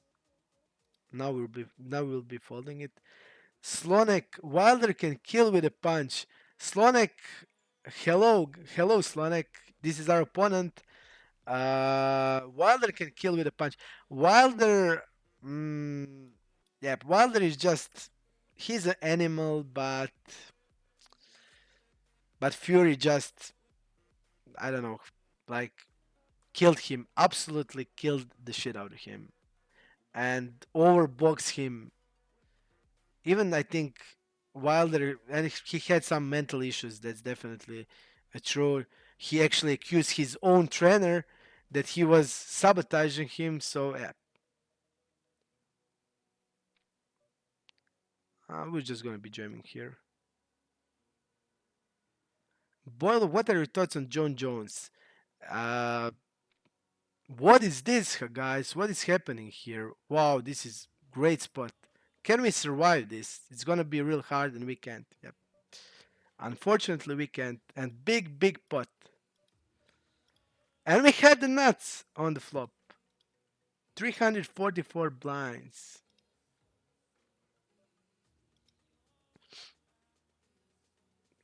We're gonna actually leave this table when the short player is there. And we have the new player where we have all the full stack players. Yeah. I will try to get back answering questions. Yeah, this was like really pity, but it's really hard to survive it. But really nice spot. You have the nuts. You're going on. What is going on? What is going on? And yeah, his play I don't like. His play I don't like. But yeah. Okay, let's get back into the story. Uh, really interesting questions. What are your thoughts about John Jones? I think the John Jones is most talented guy that ever stepped into the octagon, by far. We're gonna still be calling with the pocket trees. Most talented guy, interesting persona. Uh, we're gonna be four betting this guy. This guy is three betting. Look at this. He ace nine off.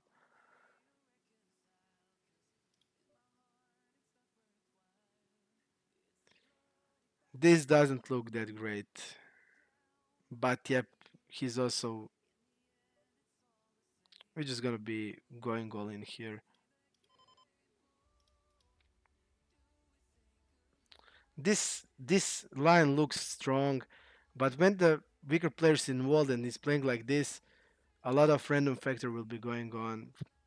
Okay, he has ace king now, which is actually a shove or call. I don't see a min five bet ever has sense there. John Jones, yeah, definitely. I think he he has to be in the talks for the like also the in not just like heavyweight or just pound per pound the greatest of all time because Khabib actually didn't had that much wars. He had like 5 6 like big fights, and this record he has 30 but actually like 20 something was like easy fights, no name fight basically. And John Jones had war with Daniel Cormier, uh, where he actually dominated uh, one of the best fighters. He dominated him easily, like real easily. He crushed him without any problems, and we saw that Stipe Miocic had big problems with Cormier. Cormier was also one of the best wrestlers. He was Olympian, so yeah, John Jones make him look like a child. So I think my opinion is yeah, he is definitely has to be in the talks for one of the greatest fighters. Let's see what's going on here. Actually, against this player, will be just folding immediately. Then Jack will be calling. Well, we have all the tables now. Let me see. Okay, we're just gonna be checking here,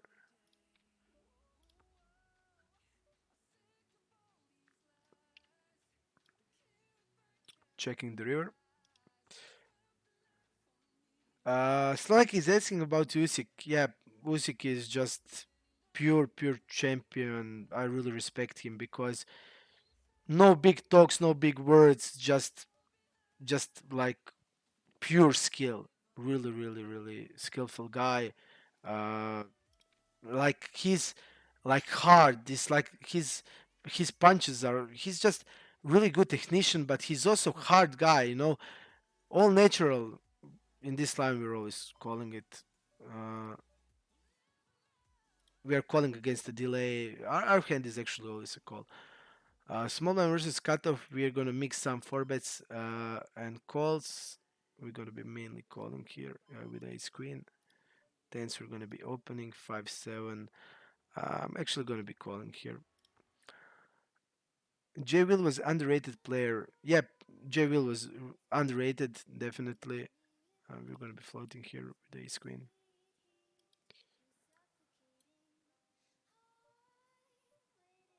And this guy actually has tight range. That's the problem. I'm gonna be actually checking behind. 7 10. I'm gonna be calling.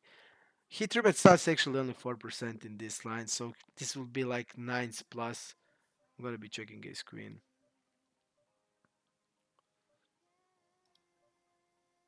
Folding with the deuces. We have the backdoor here.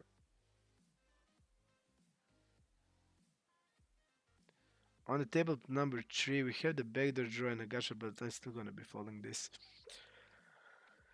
What's your strategy on these multi-way pots? I usually tend to check range off when I don't have position. When you're generally in a multi-way pots, your c-bet frequency goes way down. So if you have at least one player in position to you, your strategy is like close to check range. I don't have pure check range, but close to check range is a correct strategy. Your c-bet frequency will go really down, and if you're betting it, you're going to use like really size of 1/3 or even less than that. But actually, on most boards, I'm actually check range also. Do I like Anderson Silva? Yep, I like the guy. Definitely, I like the guy. I'm gonna go with him with the bigger size. I like the guy. Uh, he was toying with his opponents, toying with his opponents. He was, but I don't like the way he ended. You know, I felt like he was. Let's go like this. Think this king is really favorable for our range, and we can just bet it small, especially in position. Uh, just to get back to the multi-way pots, yeah, definitely. I made myself a multi-way pop-up just to see how people are playing. Uh, This is how they play when when they're in position, how they play out of position. For example, that you see that this guy is actually betting out of position with big size with the flush draw on the ace 8 5, which is actually always checking range on this type of board. So when you see that people are doing like that, you can just turn your strategy and use max exploit versus them. And actually, when you see that he's betting 6 7 on the ace 8 5 in a multi-way, and with the bigger size, I wouldn't ever be having a calling range. I would be just raising the guy or folding it. People play multi-way pots really, really bad these days. That's definitely the case. Um, and Anderson Silva just, I mean, I felt like he shouldn't. He just kind of his legacy is now questionable, and he did that. And in his prime, yeah, he was actually toying with everybody. Nobody was close to him. But unfortunately, I feel like his legacy is now not what it should have been. And also like Stipe Miocic. I really like him. He's Croatian, but it's not why I like him. I like because of his heart. When you just think about fight with Njano, this is interesting. Let's see what he's actually stabbing. Yeah, he's also aggressive. Ace 10 will be calling and will be folding the river here. Most of his bluffs will be or 7 or a queen. So actually we're just gonna be folding it. We're gonna be calling with pocket fives. We can check raise, we can call this guy. This is his c-bet double barrel, triple barrel. And against him, I think it's just way better. You see, he's gonna overbet even if he shouldn't be overbetting in this pot ever. So we're just gonna be calling it. The river is really bad because now we will not get paid, and he used aces, which is never an overbet.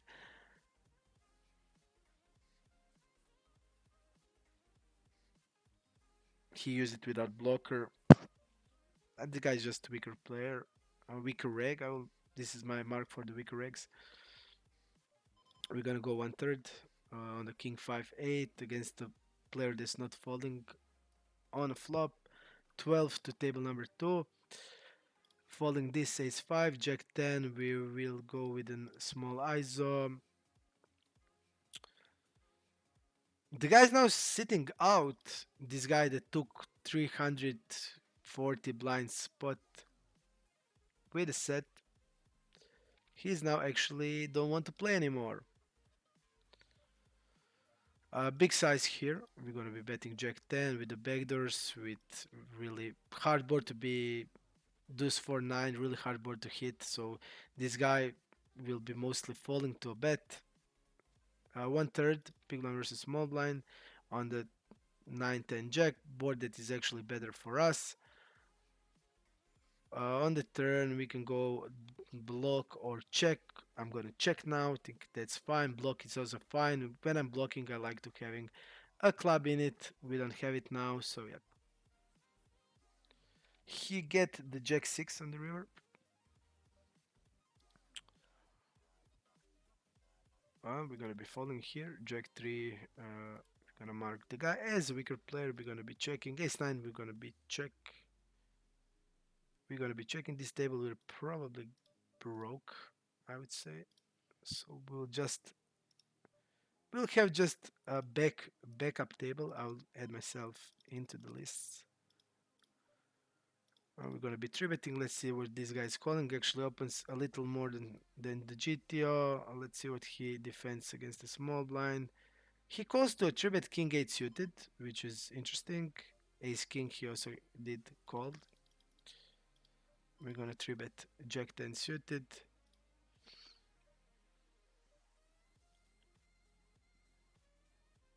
Let's see what we're gonna do there. I'm gonna go with the 1/3. We're gonna do a lot of checking, but our jack 10 is a bet blocking ace 10 and ace jack, which he has off in the range is, I would say, pretty important. Checking it on the turn and folding to a bet is a play. Let's see his 4-bet range. He did 4-bet a lot. but in these positions he didn't. Let's see in a forward pop-up what he actually did. So he's betting the range. Actually, we're gonna be calling jacks most of the time. We're gonna be calling the queens. We're gonna be check raising the queens and kings. We're gonna be check raising them. This queen is actually really good for him because he has the ace queen off that is playing like this. So against him, we're still gonna be calling there on turn, and we're gonna be falling to river. Checking here. We're gonna be falling to river because now ace king got there. Hand like ace 10 suited got there. Ace queen is beating us from the turn. We have some ace kings here. We actually have a lot of ace king calling a 4-bet in these positions, and we are floating the flop. We are floating the turn, so yeah, we're not gonna be exploited. Jacks are actually always a fold. We are blocking king jack suited that can 4-bet as a bluff, and we are now actually blocking his bluffs, most likely bluffs that's gonna be there. He actually has kings, so yeah, he can just he didn't want to go for a block on the river, which I think it's standard because actually with these kings you're blocking the ace king and that's crucial. So I would block or bet. Let's go here, table number 2. Okay.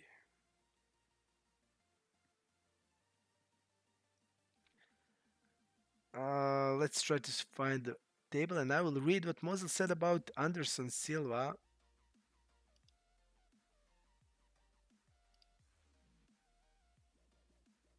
Okay. He said in his interview that he doesn't care about the belt, but he's not young anymore. Injuries, but fights are what he loves the most, and without them he cannot live. And out, goes out not behind the belt, but to have fun and make spectacle. I mean, he's a showman. He's a showman, but I mean, he doesn't look even close to what he was. So you know, that's the problem. You see, Stipe. Stipe has now 41, and he's fighting for a belt against one of the best of all time, or maybe the best of all time, pound for pound. You know, and he's 41, and he didn't fight 3 years. And his last fight was a big, big, big knockdown of from Ngannou. And just when I think about that fight, did you saw like Stipe was getting crushed and everything, and he just did a lot of did with one punch he actually hurt Ngannou, and he was immediately going forward. Nobody could do it like he did. That type of heart and passion, and like he's really strong. I would love that he win against Jones. That would be insane. That would be like insane. And he also deserves a rematch against Ngannou. Even Ngannou is like really strong. The guy is actually forcing us to shower fold. Yeah, we're just gonna be showing here Ace King. There's no calling range anymore when he uses 4x, so we're just gonna be shoving or folding. Not gonna fold Ace King. Pre-flop almost ever. So yeah, we are against the queens, which is nice. And he used also a big, which now it's not that nice anymore, but we get it on the river. Kind of insane hand. Boylok says, have you watched Charlie Carroll content? If yes, if you had to bet on him beating 200 Zoom, would you say he beats it or not? I didn't watch, unfortunately. I don't know the guy, so I just can't say. But I did also play a Zoom. I played around, I think, when there's no tables left in like 4 in a.m. I had Zoom tables. So in this year, I actually had okay sample on the Zoom. Uh, and I don't like personally Zoom because it lags these table dynamics and stuff. But I mean, a lot of a lot of regs are playing it. There are decent players. I mean, that Tsigi guy is playing it. All the guys that play regular tables also mostly play the Zoom also later. So I think, yeah, it's actually think the stars, in my opinion, are the toughest field also. So yeah, not sure what else to say. Uh, if I know the guy, I would probably have a good idea if he could beat it or not. There's also a lot of recreational players on the Zoom also, but in like these late hours or early morning hours, it's gonna be mostly regs, and you know the stars are toughest field. So if he's beating on stars, he would crush on GG, that Russian cash, or other sites. So yeah, I usually didn't. I mainly watched a few guys. I watched Ziggy a couple of times, and we also played against each other. And yeah, I didn't watch that many guys. I watched the MTT a lot. Watched Benz B. Watched Easy with Aces. He's like really cool guy. I really like him. He's really funny, and his streams are interesting. Uh, and yeah, I didn't watch that many guys. I only watched the guys that actually, in my opinions, are interesting. Uh, and if they are just really good, then I would watch them just to see what they are doing. But I didn't watch many of them. We're just going to be shoving here to this size, and to here we can just actually fold to this guy. He's only attributing 6% ace jack. We can just fold, and we can just shove aces against 3x 4 bet, and we run into the kings against 3x called 4. I wouldn't like have called range when they're doing like that, and he should be doing in this spot like 2x or 2.1 in his has position. I mean, just shove. Maurice has to go. Take care. Good luck for the rest of the day. Maurice was really Mogor, or like I didn't pronounce it well, but it was definitely a pleasure talking to you. Join the Discord if you didn't still, so you can be part of a giveaway, or you can be just in contact with me. It was nice talking with you, really nice, and I hope to see you on stream. So we're gonna block Bed the River. Think that's okay. So I hope to see you again. Uh, winner chicken dinner. I like chicken, really like chicken. Moses says that Silva suffered open leg. Yes, I remember that fracture actually. I remember that fracture, uh, and it was really gross. Even now, I get the itches when I remember it. Yep. Yes, and I know that he actually after that injury go down at the time and his age, but against this guy, I'm just gonna be following King Queen still. See betting King 6.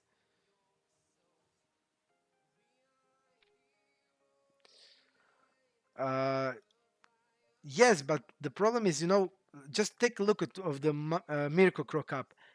He finished his career with 10 wins in a row. You know, there's a difference when people go go like MJ, go like will LeBron will just quit the game when they're like they're like prime. That memory of them lasts forever.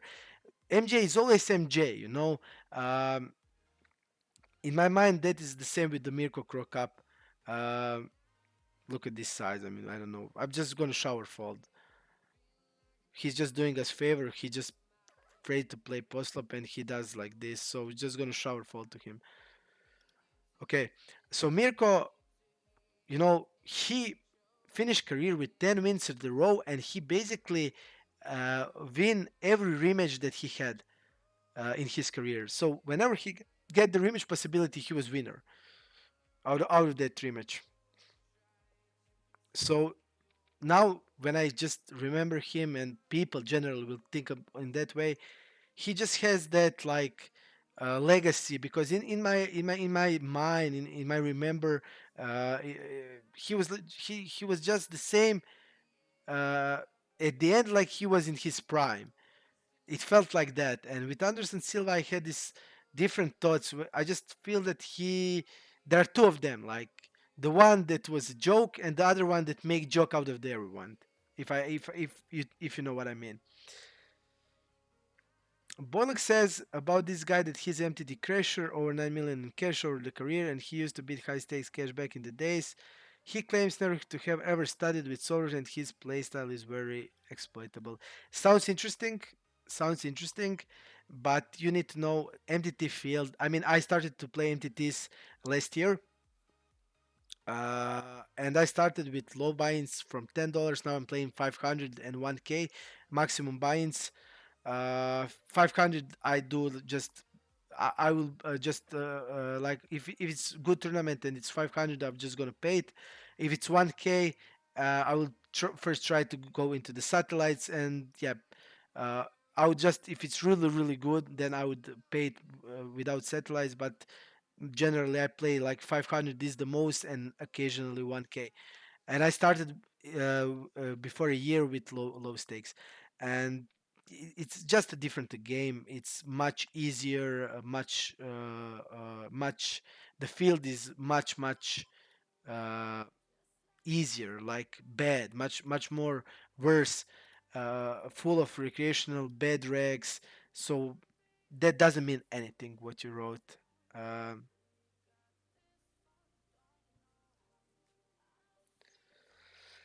He put a bet on the Twitter that he could beat 200 rush and cash on GG. On GG maybe, but on stars there's no way.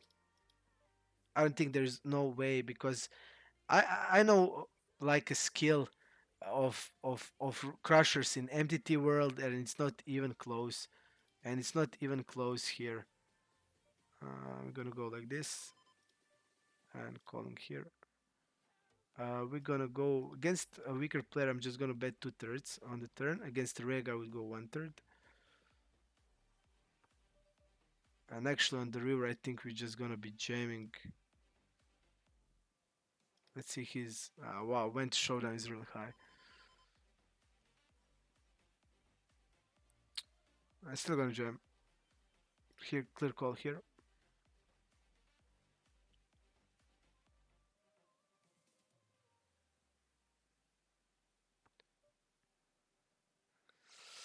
Clear check on the river here.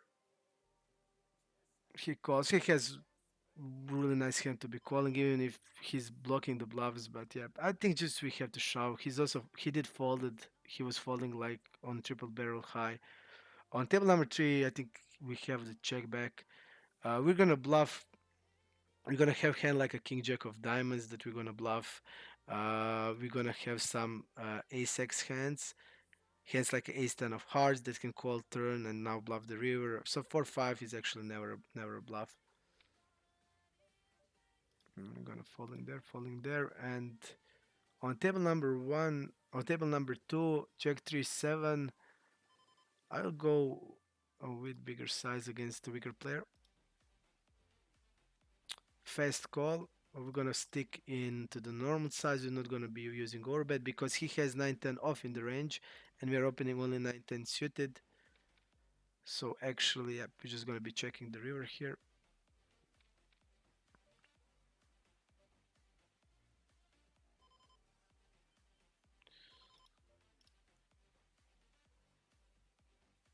Yes, I agree with Mosel. This is like Federer. Federer was the last Roman emperor. He was the goat of all MMA, and now suddenly his name is like going through mud, and I don't know why he needed that. That the guys that are like fifth class from him now like making a name for themselves. I mean, that's something. It's like when you just really like somebody, it's hard to accept it. It's really hard to accept it. Let's go into the pop up here. We are always calling a turn. Let's see his bet versus turn. Gotcha, draw, top pair, middle pair. Okay. Uh, 4-6 off. He does. I don't think he has in the range. He has 5-6-6-7. I don't think he has 4-6, so that's good. Ace 4 he has. We're calling the turn always. He actually steps aggressively. We'll see how he plays after the step. He's gonna on one third float a lot of ace x hands, king x hands. He will float king 10, queen 9. All of these hands he had jack 10 here, which is okay. We are calling the river, I would say.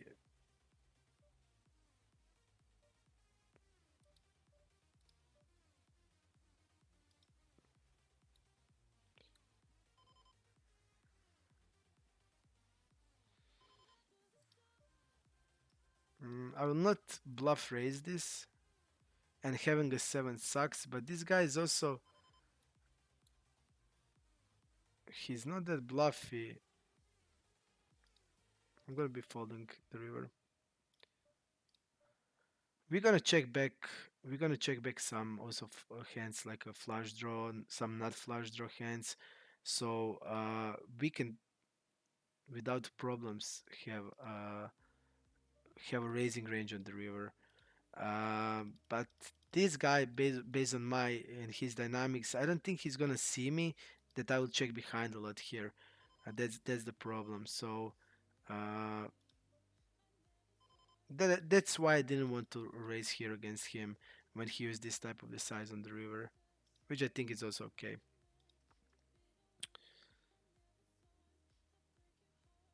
Mm, Brian says, "What about Jones versus Khabib if they were in the same category?"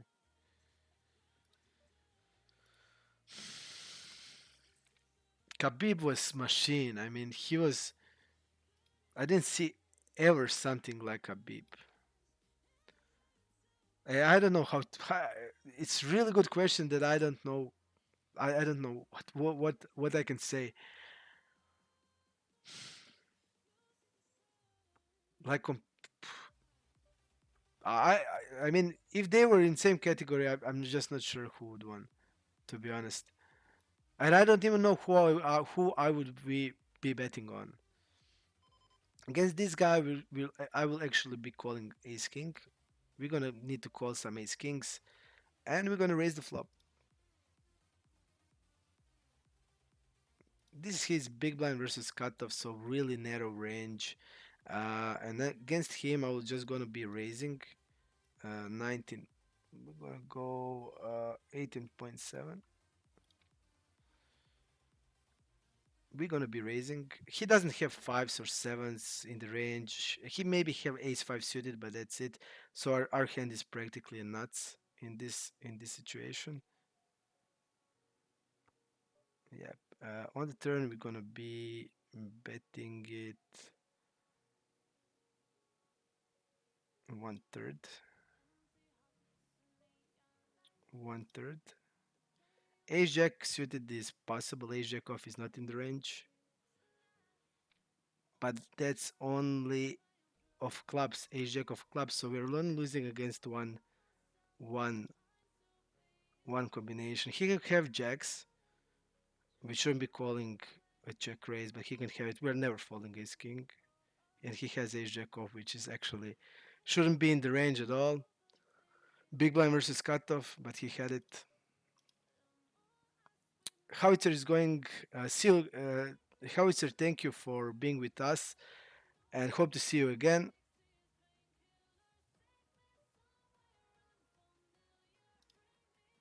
Bolak says if it's one on one and no weapons allowed, John Jones will beat anyone in dirt.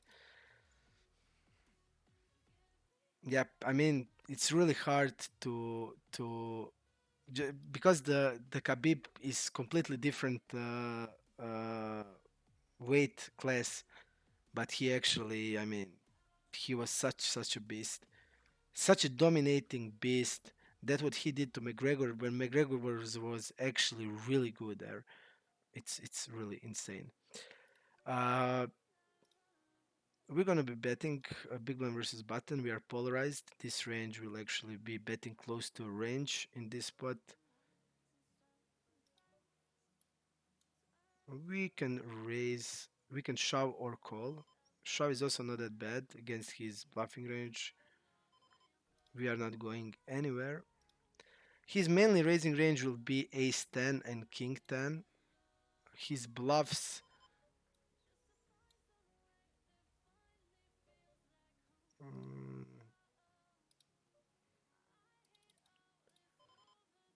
I'm gonna be shoving here. But he can have hands like eights and nine that he shoved, and we're gonna actually call a raise with every single ace queen and ace king. So I'm just gonna turn into the bluff R5x. I think it's fine. Uh, we're gonna be betting 1/3 against probably a weaker player. Turn that will not give us a lot of faults, but we're still gonna be double barreling it. And here we are against a squeeze. We can do it, but not that great spot.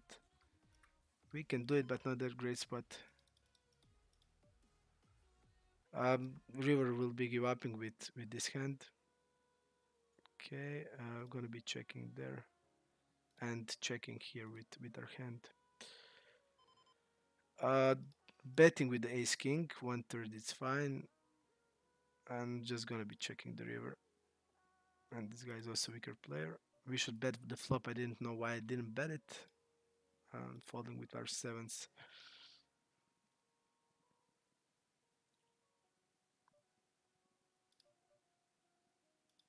And the guy is really passive. This is his stabbing range, so he doesn't stab anything. So he will be stabbing here like only a top pair plus, I would say. We are calling pocket deuces here, folding to a bet. And I think again, this guy, I mean, there's definitely draw possible, but his stabbing range is so, he doesn't stab anything. And I would say, based on his aggression, it's just going to be folding his king. Definitely, a hand I want to go back to is little bit disgusting. Little bit disgusting with that ace jack off. Big blind versus cutoff, where he three bet the ace jack off, which is never three bet in polarized range at least. And he was three betting only like 5%, so there's no room for ace jack off. Can you give me some advice for playing big blind polar 3 bet? Cannot stick to one range, don't know which are good. I'm using the actually GTO range, and I just put some of my hands into that GTO range. I put some more of the gappers, hands like a 6-8 suited, hands like a 4-6 suited, hands like there's also a lot of hands like a king 5, king 6, king 7 suited, jack 8 suited, all of these type of hands. I definitely prefer polar range because by going polar, your value hands are not losing any value, and your calling range is really strong. Still has a lot of strong hands, so you're gonna still be having hands like an ace queen off in the range, king queen off, ace jack. So you're gonna be having board coverage on these Broadway runouts, which are really important. And by going polar, you just don't lose your three bet percentage. We're gonna actually put different hands in that are mostly like a blocker hands or hands that play well against his calling range. So yeah, I mean, I would definitely advise polar strategy against all positions from big blind, and I think that's definitely way to go.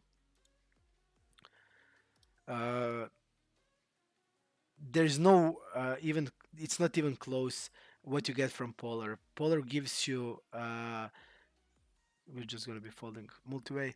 Polar gives you still range stability of your calling range, still a lot of strong hands in calling range. Still, you don't lose any value. You still get all the action with his with your top of the range hands. So definitely way to go, Polar. Khabib one on one. I wouldn't recommend GTO wizard ranges. I just want to say that I would stick with pure ranges. Uh, Khabib is actually now around, I would say, 95 kilograms. He's actually now when he's like off fights.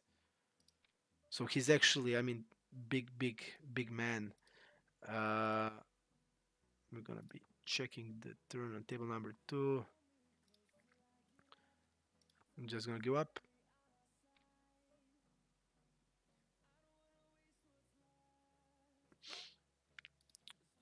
Pornit, I can give you my ranges if you want. Just go into Discord, send me a message, and I will show you my ranges that I'm actually using.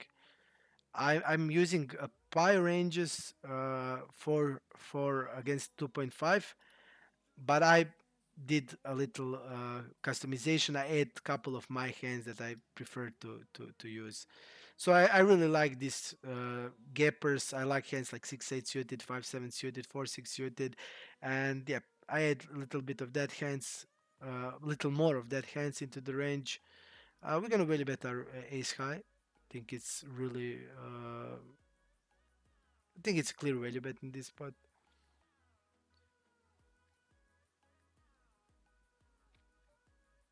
We're calling against the raise. He did nice raise, clear raise of his hand, and our hand is clear. Clear value bet of the river, clear call of the raise. We can go for also back raise because he's actually wrapping a hand that he actually had. There's no 4x hand that is checking back the flop or turn. There is no 8x hand that is not stabbing the flop or turn, so he actually doesn't wrap trips. He used that smaller size. He actually reps a 7x hand, and yep, against this size, we need to also defend our ace x hands. We can go. We can, for example, if we had pocket tens now, which is going to be showing here. If we have pocket tens, I would go with the back raise. So yep, we're going to be shoving kings. When he used this size, we're only shoving, and that's it. We are against an ace king, which is a good spot. We're going to open ace 4, and Boylock says we lost the all-in. Boylock says I used 2.5 simple. I think the one that has no flats only 3-bet or fold pre. Yep, you also need to take these rake considerations into the account. I didn't take those one. I never look at the rake, how much is rake or stuff like that. So I didn't ever take that into the account. I just like before solvers, I just played the range I felt comfortable with, and yep, actually now that didn't even change a lot. Uh, when I started, I was also doing on the big blind. I noticed that our range should be having a lot of bluffs and still strong hands in the flatting range. So yeah, I lose something close to the polar range that I didn't even know that it is like that. Best takedown defense. Khabib was like the toppest of top to get you on to get you down. There is no way anybody could hold him out of the ground. And you know who else had a great takedown defense? The Mirko Krop Cup had one of the best in game. He was really hard in his pride, not prime, in his pride days of the pride. He was really hard to put on the ground.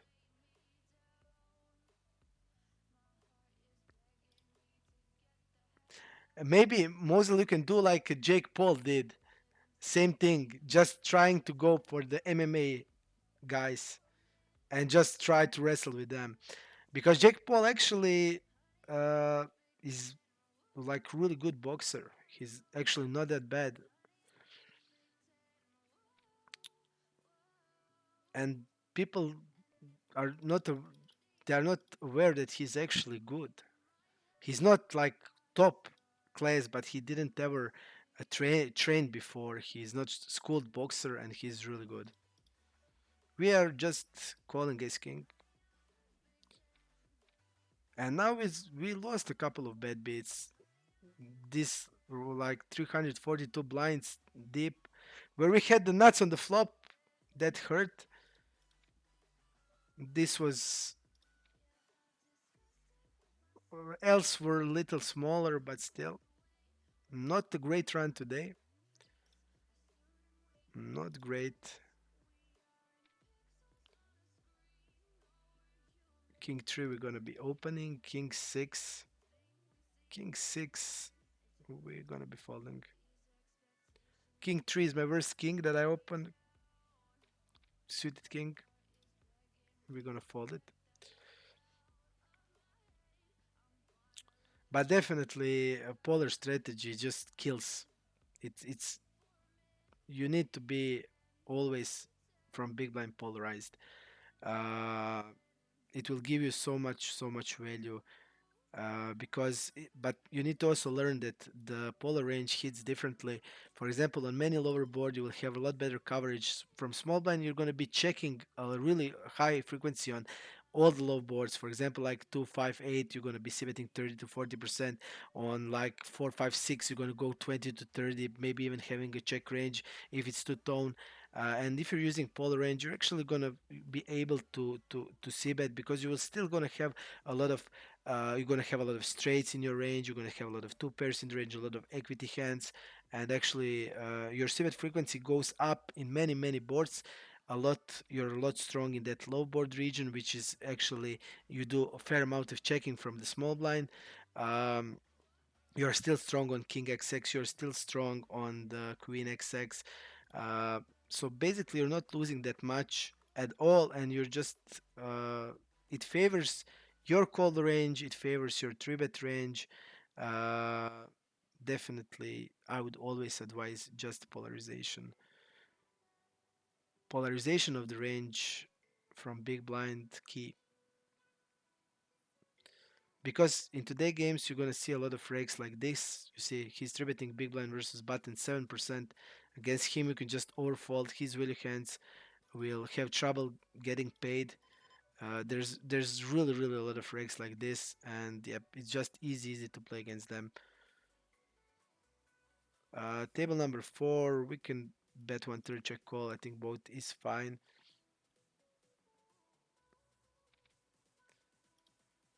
We're gonna go 1/3 here against him on this flop. King Jack 6. He has really high went to showdown, so that indicates he's not gonna fold like a good middle pair or top pair on whatever size you use, basically. Weaker player also here. Ace queen, we're gonna be 3 betting against this guy. We're gonna go with the squeeze on table number 2. Let's see how this guy reacts to squeezing. We could use a little bigger size, but I think this is also fine. He called the squeeze with the jack 10 suited, which is okay.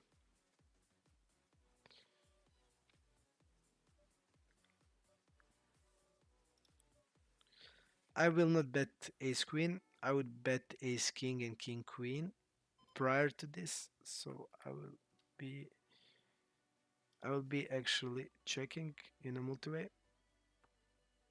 We're gonna be checking. Let's see how this guy reacts. Earlier middle, he calls actually only 4%. To this size, he should be calling around 10. Yeah, so definitely.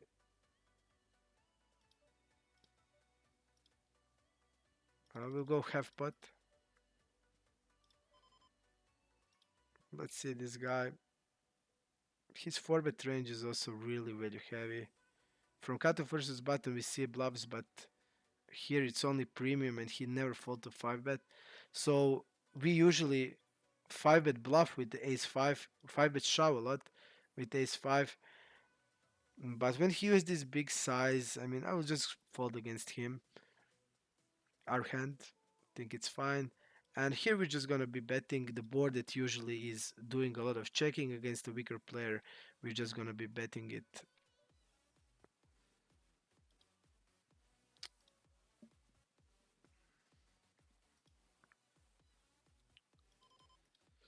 I'll use smaller size just that I can still bet my tens, jacks, queens, and just have a one size. He had 6, 7. We're gonna be folding there, folding everything.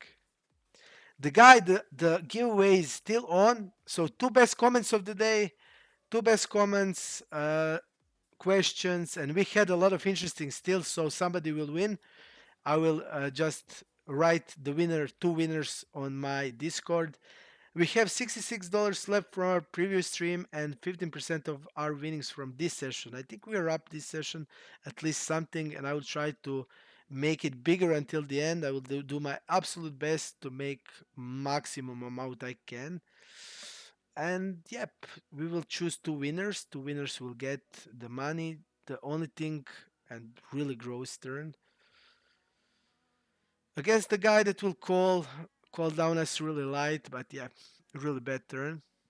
We just have to be checking, and folding the river is the play. Folding the river is the play. King 6. King 6 will be open, and I will be folded. So yeah, still really a lot of interesting questions, guys. Really a lot. And even now, I think there are like 10 really nice comments, questions that deserve a reward. And I will also try it when I make a stream always to make some type of giveaways or stuff like that. Just if I win, that you win with me. Uh, so that you're not just losing a time, that you can also just. We're gonna go. I'm actually gonna check here. This is his first call. Let's see his delay range. Whenever I see a player that's checking King Jack 9, he's never having a bluffs in his delay range because his all bluffs would be betting the flop, and on the turn his delay range will be mostly like slow play or hand like a weak top pair or hand like a ace jack. So we're gonna just be folding there. Pornit says hand to not seems much better than Holder Manager in terms of exploit players. I mean, the previous played hands look so useful. Uh, there are a lot more things from hand to note. It's way faster, way better. Just complete full package compared to hold a manager, or even compared to like PT4 or whatever else there is. I was I made a breakthrough also for hold a manager, but it couldn't have just used not even like 20% of capacity that is using on hand to note, all the definitions and all the features that hand to note has. So definitely hand to note is way better, and yeah, I just really enjoy using it, and it's really nice software. Table number 2, we're opening Queen 10. Table number 1, we're gonna play Ace 10. Couple of good hands everywhere. Dibble is killing us. Everybody's killing us from these green marked players. Green is weaker player, so yep. Just one of these days when they are crushing us.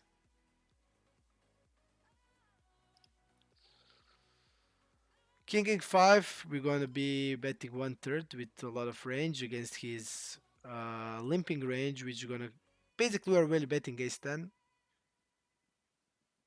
We are really betting. We are following King 8 suited. King 5, we're going to be open calling a 3-bet.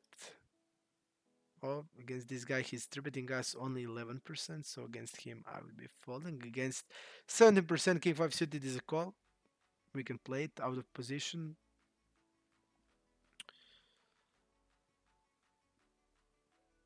There was at the beginning not that interesting hand, but suddenly We did get some many interesting hands. Will you stream more? Yep. As long as I'm working with poker strategy, I will be streaming, just so we can get to show the content to more people. So yeah, I will be streaming. I just need to know, just need to see in which time I can put it, and I will try to be more regular as I can be. Because the things, I mean, I will always share all of my knowledge, all the things I know I will give. And this type of content, it's not easy to find, but I'm always 100% open, and whatever I know, I will tell you about the spots. I will be folding 9-10 suited against this guy. We're gonna be isolating the pocket sevens or opening them. So definitely, yes, I will be streaming. I will be creating content for poker strategy. Uh, so just follow it, be active, and I will have even more motivation for doing. I will also make videos for my YouTube channel where we'll talk about strategies and really things like max exploit or pure exploits and when to use them, how to use them, and stuff like that. Yeah, this queen seven off. So he's using a polarized strategy from the big blind, but he's against us only 11%. So only 11% against us. We need to take that into account. I'm just gonna be calling my sevens, and I will be donking the turn here because he's gonna check back really frequently. This turn is really connected to that. Now we're just gonna go block. We have here pocket eights. We got 7-8. We have really a lot of hands like this. I'll just go 20% river block. We can still get value from a lot of worse hand.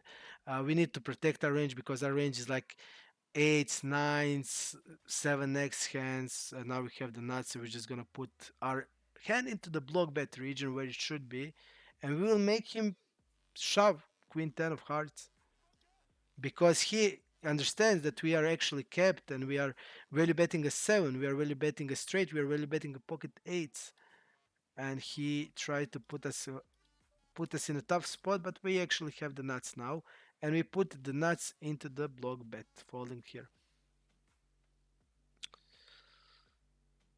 Not the greatest turn, but still we have really cool blockers for 9x. So yep, what I want to do, actually I will do a big bet here. I will do an overbet here. I will do an overbet here. I think it will be really successful because people will not actually bluff a lot in here, but with our hand, I think it's really nice. And we're gonna be doing it. We're gonna be calling a shove here. We are against again in a flip. Can we survive the flip? We can. That's good. What is the red label? Red label means winning reg or a good reg. The purple one is really good reg. The red one is just a winning reg. It can be from like 2 big blinds to 5, 4, 5, or 6. We're gonna check behind queen 10. Nice check back just to protect our jack X hands, our pocket 10s. Betting 1/3 in a multiway. And yep, we're just calling there with our queen 10. And now we look like really strong. Really strong.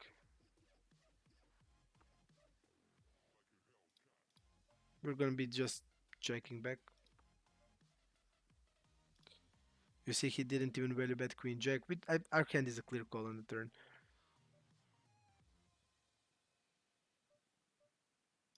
What is Muzzle your problem with Khabib, man?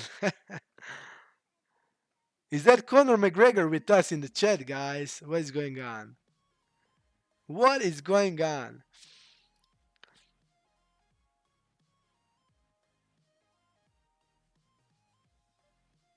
Pocket deuces will be folded.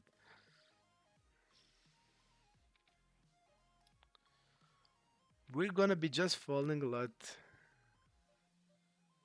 Yeah, it was really interesting hand. I mean, I don't think he should be shoving Queen Ten of Hearts, but yeah, he wants us to that we have a heart there, not the.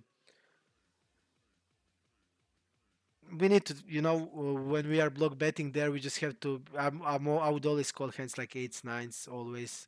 You need to also defend some straights. You need to defend a lot. I would call always overpair. I would call always 7x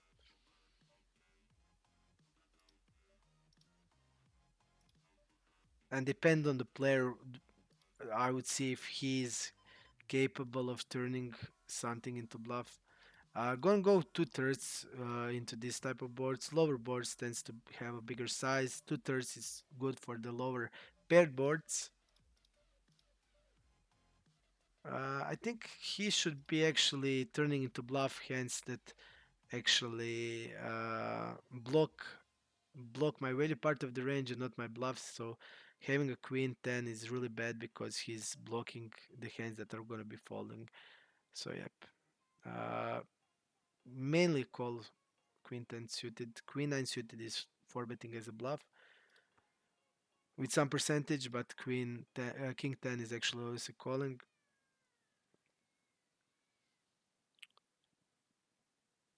We are folding on flop. We are calling king jack with spade, king queen, and you see like the guy is checking and he's betting 83.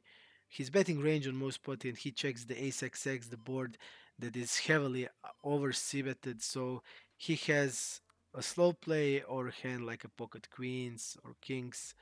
And yeah, against this type of player, when I see that player is range betting and he's suddenly checking on the board that will actually always bluff his bluffs, he's gonna bluff king queen of diamonds, king queen, or queen jack.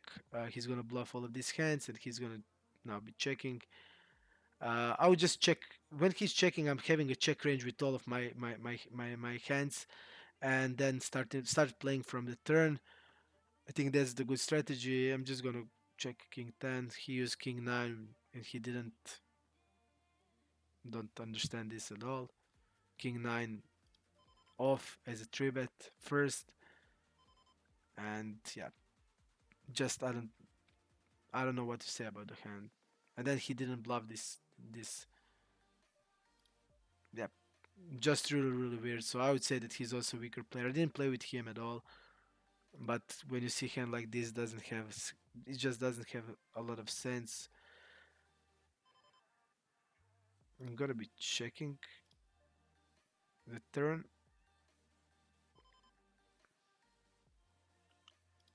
Gonna be checking the turn, calling the river. We are calling the river always. Our range looks really weak when we basically have unblockers, so he can turn 10 or a jack into bluff. With our pocket sevens we are not blocking anything, so clear call. Bigger size there. Folding on table number 3. Yep. King 3 off. He had king 3 off, really. What was that? So this was Jafoli, okay. We're gonna be 3 betting. Guys opening tight, 20%. I'm opening 24 to middle position, so a lot tighter range. Let's see how he defends. 8% is calling a 3 bet. We saw 8, 10, pocket 8, which is all standard. I'm gonna jam. I am these guys.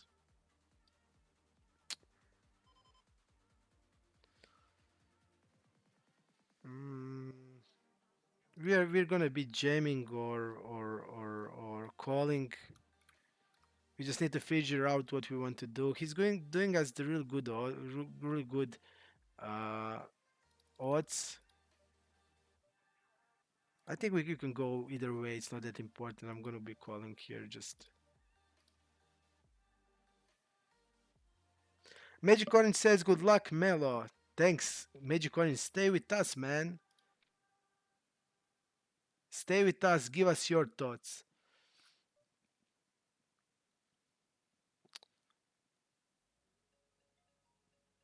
We can go check raise flop.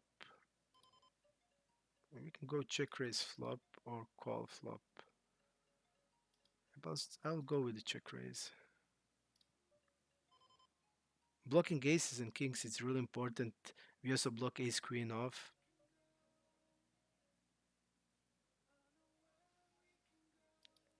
Six is gonna be calling.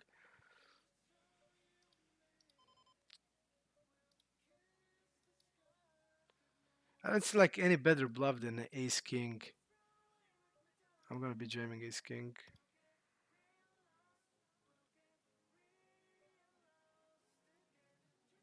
We have here hands like a jacks.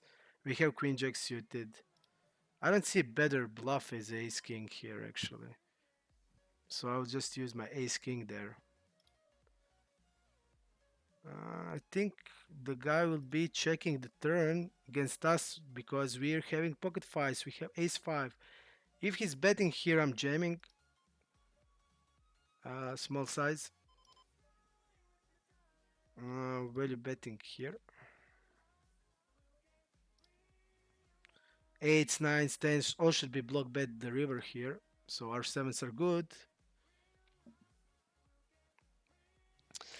Um, on GG, almost all nitty when I'm facing four bet with king king. I'm not happy. Wow, you're not happy when you have king kings, but then you're never happy, man.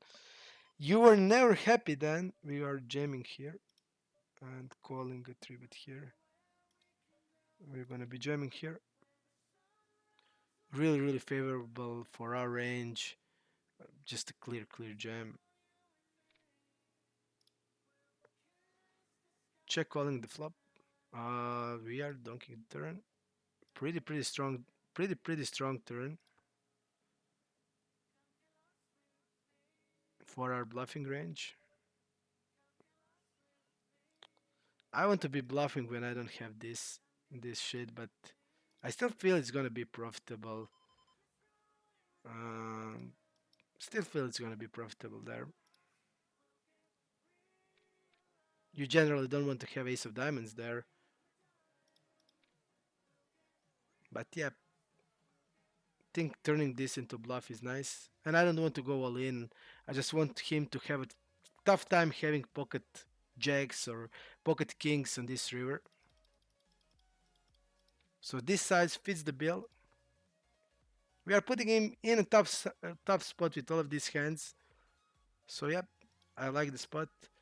We get the most worst river we can get. We are still gonna value bet the river against him.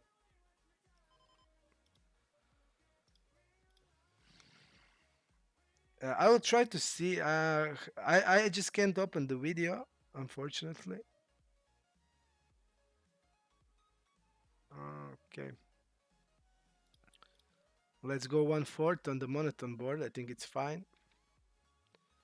The guy is in a deep tank in table number 2. That's usually a good sign. He's thinking, does he want to call ace-x or not? And he did, and that's great for us. Pocket sevens, we're gonna be calling.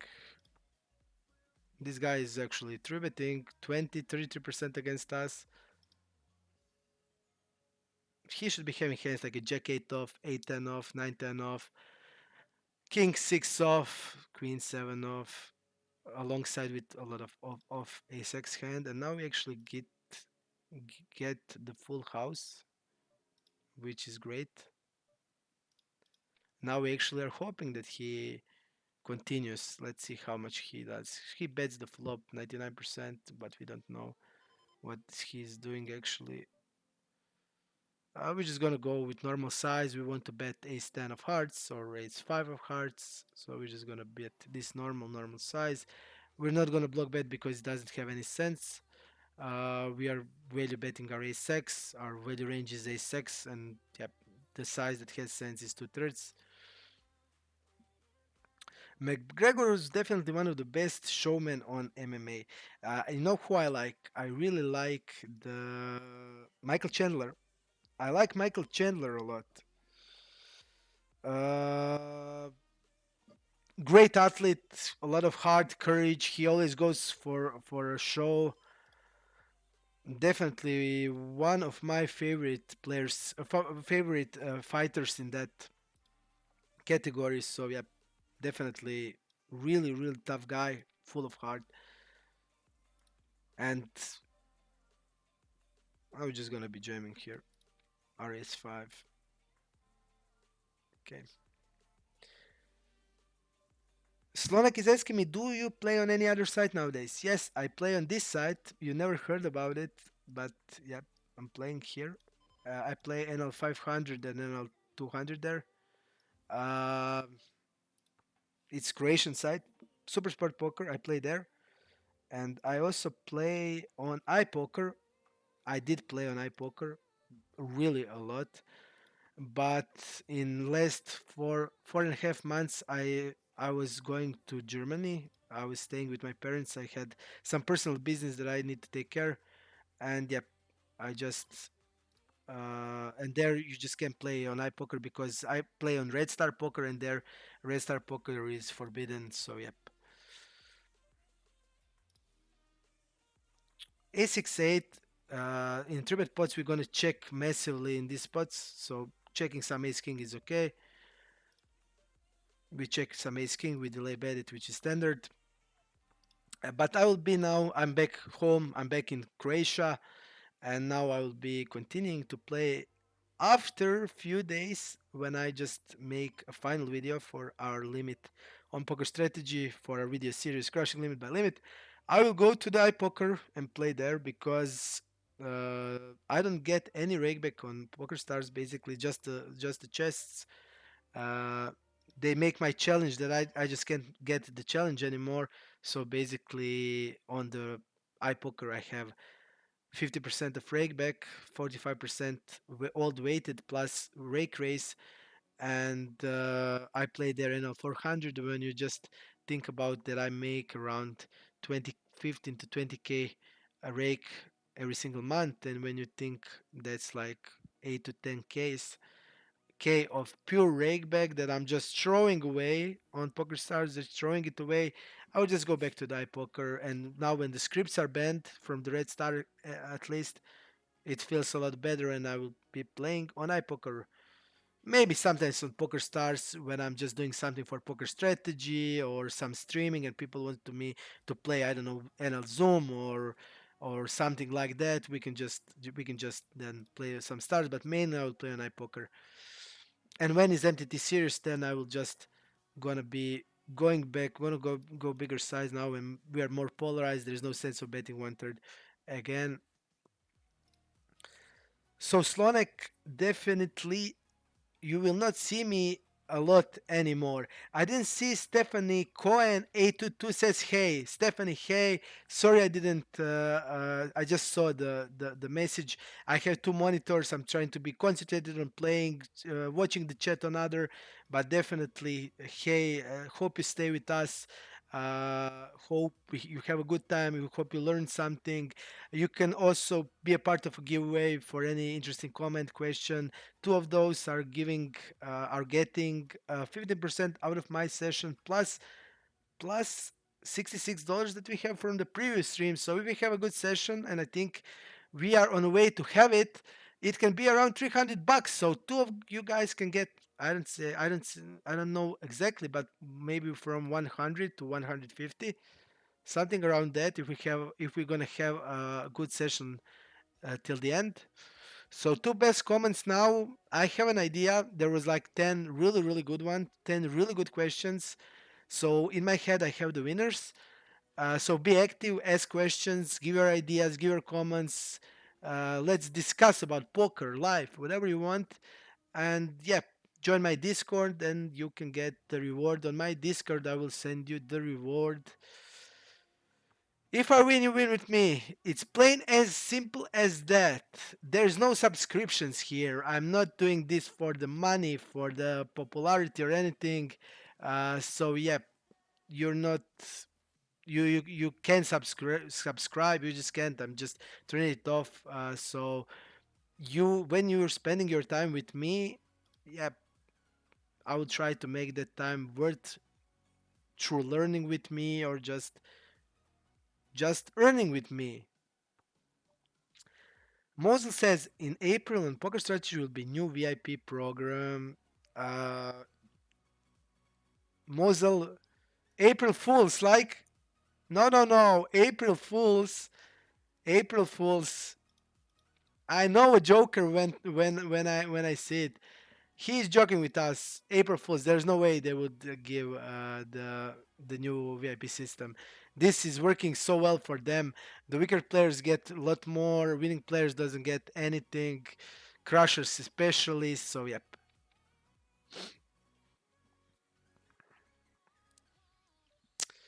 I have actually a rig bonus also. I have the bonus once a month. They give me also a bonus. So I have the bonus plus plus rake back plus rake race. I will be fooled to not playing there. But yep, I mean the PokerStars has the best software, the best everything, and I'm not happy that I'm leaving it. But yeah, maybe I'll mix it sometimes when I'm like when I'm missing a Slonek to play with him a bit. I just turn on the Poker Stars and we can play together a bit. We have some dynamics. He didn't actually write anything, but actually we have some dynamics going on in our previous battles that we played against each other. Yep. So definitely I will sometimes get back to it, but mostly my most playing time will be iPoker. Some of the Croatian poker sites because I just have to be playing. I'm Croatian. I just have to be playing on my. This size doesn't have any sense. You want to go to the polarized size or block bet. Two-thirds doesn't have any sense because my kings are stronger. And if you're saying you have better than a king, then overbet. If you're saying you have a king, you bet it with the block and protect your also other type of ranges like a7 that you want to be betting. Some draws and then mix also some in a block bet, some of your value hands like a king seven, like a pocket sevens. Yeah. Now I mean, he's actually now repping. I would say like king queen with queen of hearts plus. Having a four is bad. No hearts, so we're just gonna be folding.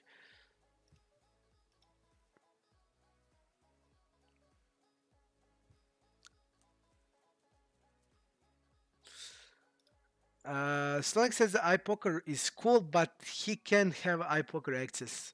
Where you live, man? It's like Poland or Czech Republic, I think. We have only in Croatia only Red Star Poker. Only Red Star Poker, so that's the only thing. Do you have access to Bodog? Bodog, the pool is really good. We I can play on Bodog also.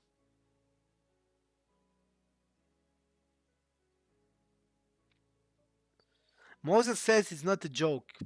Then great. I mean, but yeah, I don't think they will give me Rakeback any good amount because basically from the start of the year I get 40% and even next month they will just cut down it completely, and in last 3 months they even didn't give me the challenge box anymore because now I don't even get anything from challenges. So I don't think they have me in mind, and they are changing it probably to make it even better for the recreational players. I just think that's the thing that will happen. Yeah, king queen suited. We get called. So the guy has 18% of range calling, 7% tributing. So that's 25 close to each other. That would be suited aces. Okay, he has the gappers also in against him because the range is wider. We will actually have a betting range on this board. GTO range is way narrower, a lot of pocket pairs and mixing hands like an ace queen, some suited aces. So against the GTO range, I would like be checking really a lot, but against the wider range, actually, I will not be doing it. I will be attacking more because the range is wider, and on the table number 3 we can check, and block bet here is the way to go on the table number 1. And also guys, if you didn't check out the new video for poker strategy that I made calling the highest EV concept in poker in today games. Check it out. It's definitely best concept. Definitely best concept. Okay. Step turn bet river. Um, Slonak is active. Slonak is aggressive. I want to see one. Our hand is decent enough to be calling actually against an overbet. We are blocking the ace 3 and 3-6 suited.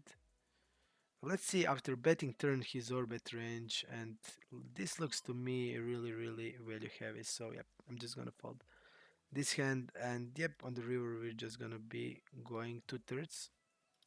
We have here hand like we are basically wrapping hand like a queen 10. Even the 10 is the wow, we did get value from it. Or hand like an ace 8 with the 8 of diamonds. We are basically wrapping 8 7 of diamonds, or 10 is a straight flush, but you see like lower hand like a queen 10 9 8 ace 8, something like that. Pocket eights with eights of diamond, I think it's also fine. We did get called really easily. Slanek, but you can definitely play on you can play definitely on Chico. On Chico, Chico is not forbidden anywhere from what I have knowledge of. And Chico, you have the hardworking, everything. Pool are really. I played on winning on VPN uh, before few years, and yeah, the pool is a lot weaker than the stars or iPoker, so you can definitely play there. Um, I'm gonna be checking big blind with my ace king. We're gonna mix calling. I don't want to be betting with the ace of diamonds actually here. Gonna be checking turn. Let's see what he checks behind in a 3-bet pot. That's actually what I wanted to know. Check versus miss c-bet. His 3-bet is 33%. We're gonna call ace king. Um, we're having a polar range, big blind versus cutoff. So actually, we do a lot of betting on the 4-6-9 because we have a lot of jack 9, queen 9, jack 9, king 9 suited hands, hands like a 7-8 suited, 5-6 suited, 4-5. So really, a lot of betting is going on. He's not really betting queen 9 suited, but he actually did. We see now we'll have that he did check behind on the top pair with kicker. Even the queen 9 suited is always folding, I think, in big blind versus middle position, I think. No, it was against the cutoff, then okay. His call is okay then. We're gonna go 1/3 on the 7-5 queen. 1/3 against our friend Slonek. I think this board is I mean, just we want to be betting like low ace-x hands, basically. Epicurus says, "What can you say for the GG?" I can say for the GG, it's like one of the worst sites I ever saw and played on, and I would never play there again. So I don't have any kind words for GG. Software to me is close to some video game. Uh, don't like their jackpots, and basically all they're just making like everything they can just that it looks like for me for like I'm like for recreational for amateurs. We're gonna go here 1/3 or bet. So this hand I will actually go 1/3, and yep, This is his check check fold. This is his check check call fold call. So yeah, this guy will went to showdown 44. We're just gonna give up with the hand that we actually have. And here I'm gonna go block the river. We have here so many hands like an 8x that still can get value hand like a queen 8 suited or ace 8 or pocket tens. So block bet I'm gonna go on the river and strand up our range with our king 5 actually.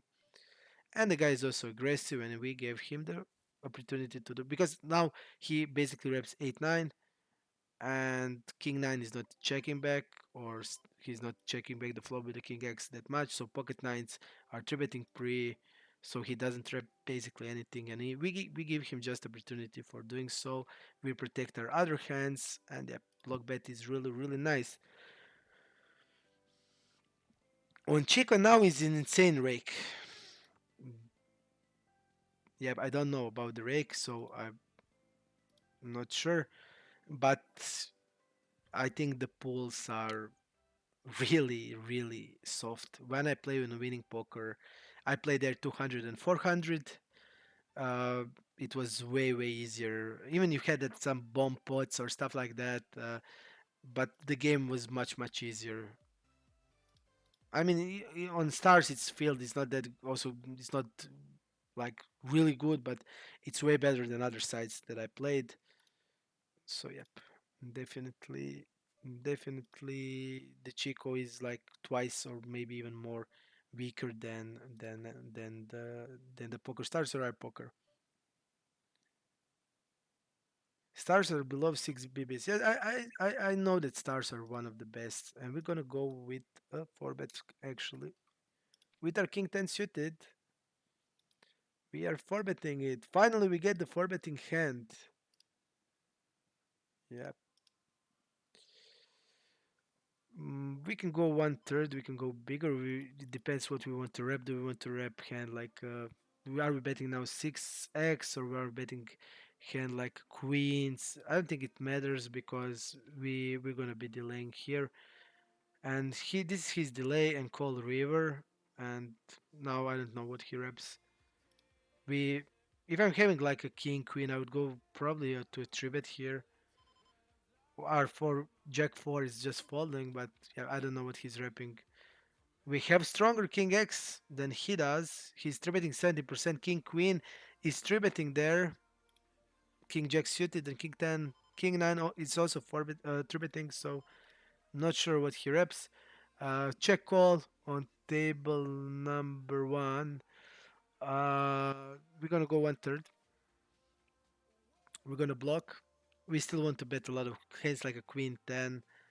We are face the raise. We have the fold. I'm gonna just check behind with ace-x. I didn't ever track this like rakeback stuff, even rake stuff. Even when I was starting to playing, I played on the micro gaming first, and yeah, I just didn't notice that. But now when people are actually saying to me, yep, the rake today games on micros is really high. When I started to make this challenge and starting to working with poker strategy, and the people are saying me, the rake is really high on micros. And actually, when you see that and you need to take that into account, then yeah, it's much. It's then it's tougher. You need to take a lot more stuff into equation. Wow, this is really bad size. I don't, don't actually know what the guy is doing.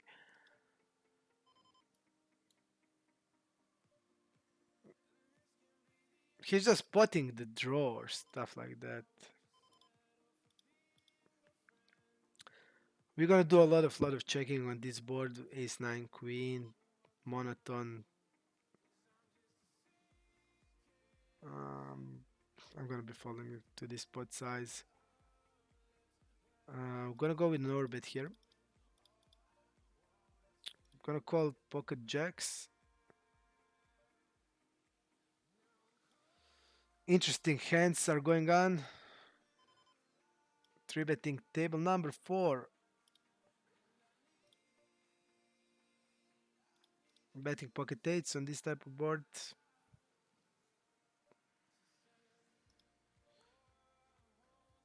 be falling to checkers. Really interesting spot on table number three. Our four-bet calling range has eights, nines, tens. Do we want to turn the jacks into bluff here? Is basically the main question. I'll be checking it back. We are having jack 10 suited and queen 10 suited, which is nice. If he blocks, we can bluff jam, and he bet folds quite bunch. Now we're just gonna be checking behind. We're still winning against hand like ace queen or hand like ace five of diamonds. If he's not bluffing that, we're gonna three bet here. I'm gonna check behind here. If he block, I would shove.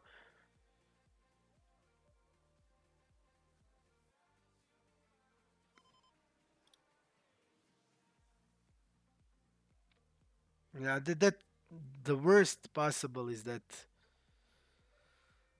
is like the worst possible system with jackpots because who is getting these jackpots? I know a lot of my friends that play on GG, they never get the jackpot. And I say have other guy that I know. It's not my friend, but is the guy that I know from the forum, and he actually get like in 1 month he get 50K in jackpots, and he plays all in or fold. He deposited like $500 and get to the 55K in 1 month. Insane. And this is like it's really really true story. You can check it in Croatian Poker Pro forum. Poker Pro forums. It's called. So yeah, insane. Just really insane. So really insane. They're just giving these jackpots. I don't know. Like it's shady. I mean, it's in my opinion shady work there. We're just gonna be now just over betting the river. I think when we go into this bet check bet line, and here we're just gonna go also with an over bet. We're gonna turn sixes into bluff. This guy will call easy on a small bets. So and yeah, we are still uncapped. And this guy actually folds river a lot. But in position to a smaller bet, he calls easy. But on this bet, he will actually be overfolding. So yeah,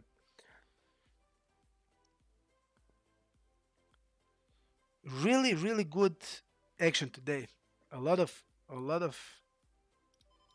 There's no actually any really good regs at the tables. I have two players marked just as really good regs. One is Gachu. I'm just gonna be folding there. Here we can usually I want to bet bigger size on this type of board because here you don't want to bet nines, jacks or seven or eights, so you're more polarized when you bet actually. So yeah, against this player I'm gonna go with the bigger size immediately on the flop. Even you want to bet 1/3 on this structure, we will do against this guy. We'll just go a little out of line and do with a bigger size. You want to bet smaller because basically you have enormous range advantage. A lot of his calling range is going to be pocket pairs from deuces to eights, and these hands will fold no matter what size you use. So you can go like 1/4 just to make him tougher in that spot if that is what is your goal in against this type of player. But yeah, I mean you just crush your range. You're three betting nines, jacks, kings. You have king jack, king nine suit, jack nine suit. You hello this hand, so actually you can just do whatever you want. The guy is actually this guy's plays really really strange. He used loud. He tribute us to four. Yes, most of the jackpots goes to all in or fold. I understand that, but still, I mean, some of the players also played months of all in or fold and didn't get the jackpots, and these guys just get 50K. Got to an over, but we're gonna be folding.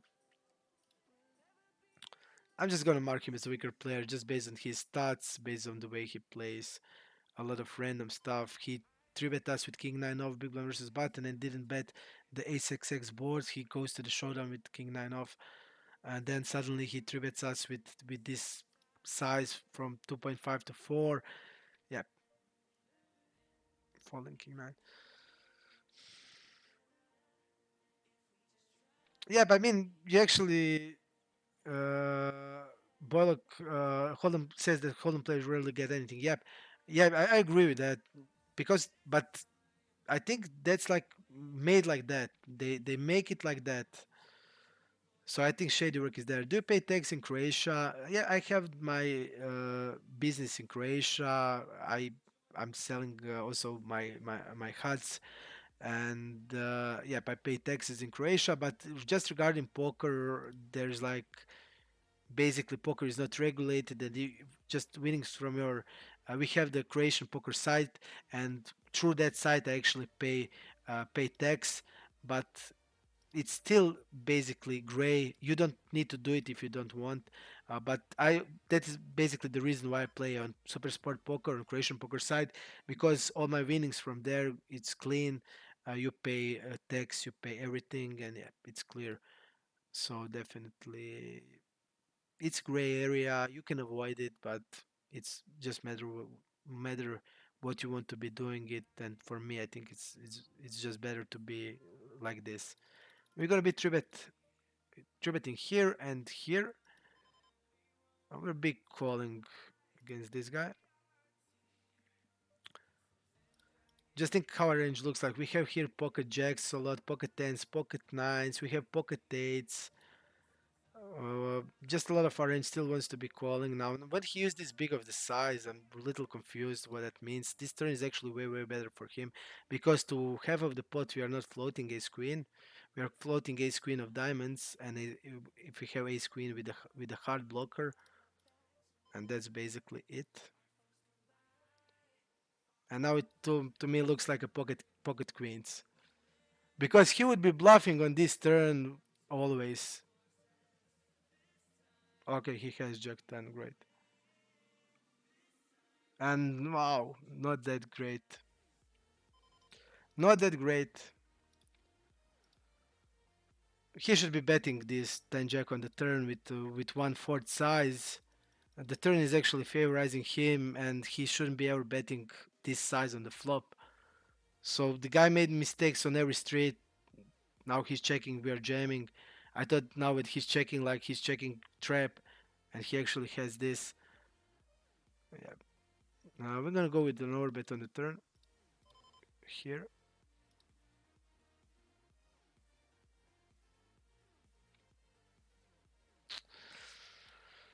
Wow, really bad. Really. I don't like when we lose to player like this. I mean, when I'm losing against a good player, I'm not minding ever if he played us. But he, okay, the four bet is okay. You four bet some queen jack suited and jack 10 suited. I That is okay. But you're using half pot with this side. Why were you doing that? I mean, uh, I would bet 1/5 in this spot. It's still favorizing your range. You still have all the queens, kings, and aces. You still have bluffs like ace 10 suited, king 10 suited. And yeah, you still want to be betting hands like an ace king, ace queen, king queen of diamond, let's say, or king queen with king of hearts. And yeah, actually he plays it really bad. And suddenly on the turn that's actually favorizing him, he wants to bluff catch or whatever. Really bad. And he actually calls a shove immediately with jack 10.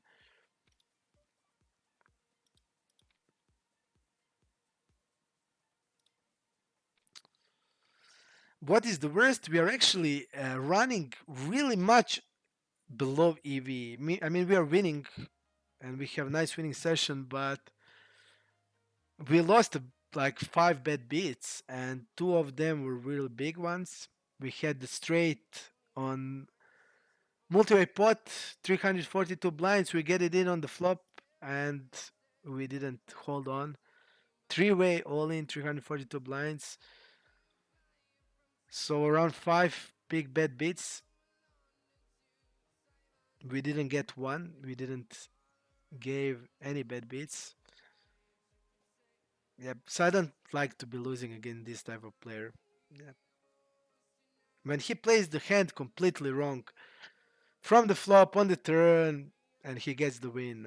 And you need to just like accept that in poker. And I think that's like for me the toughest part.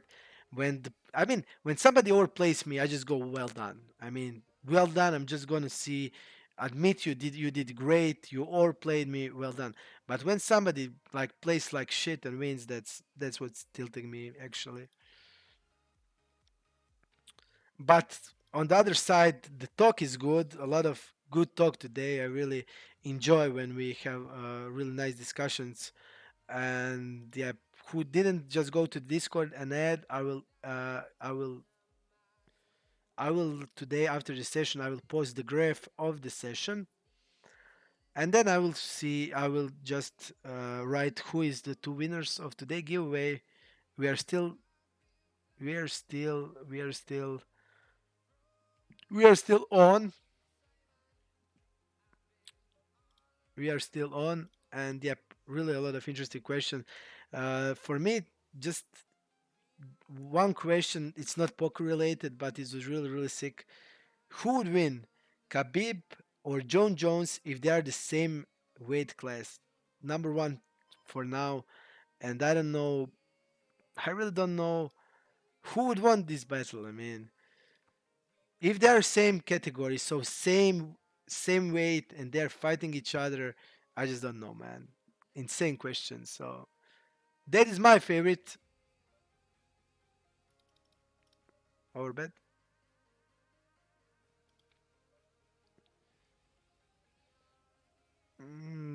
Let's see here.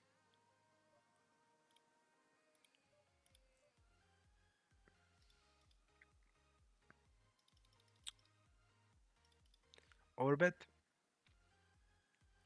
small overbet. I think it's fine. When he calls overbet here, he has Queen X.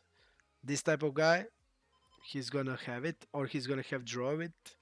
He's gonna have a big draw. So yeah, we just want to bet big. 1.5 seems okay. We can go to 2x also. 1.5 is fine.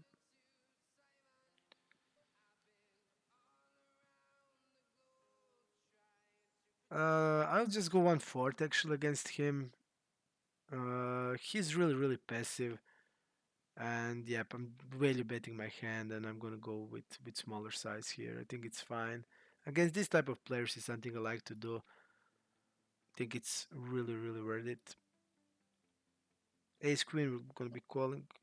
This guy is also weaker player. Isolation here, and this is the pots we can win pre-flop. I mean, when it's like 17 blinds in, then we can win. But when we were Ace King against Ace 10 off, we lost. We lost Kings against Ace King pre-flop also. But when it's 17 blinds, then we can win everything. Yep.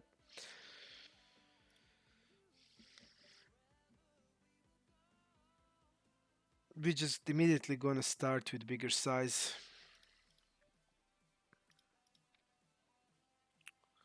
Bigger size. We are live 3 hours and 15 minutes, guys. And it was interesting. Really, really interesting.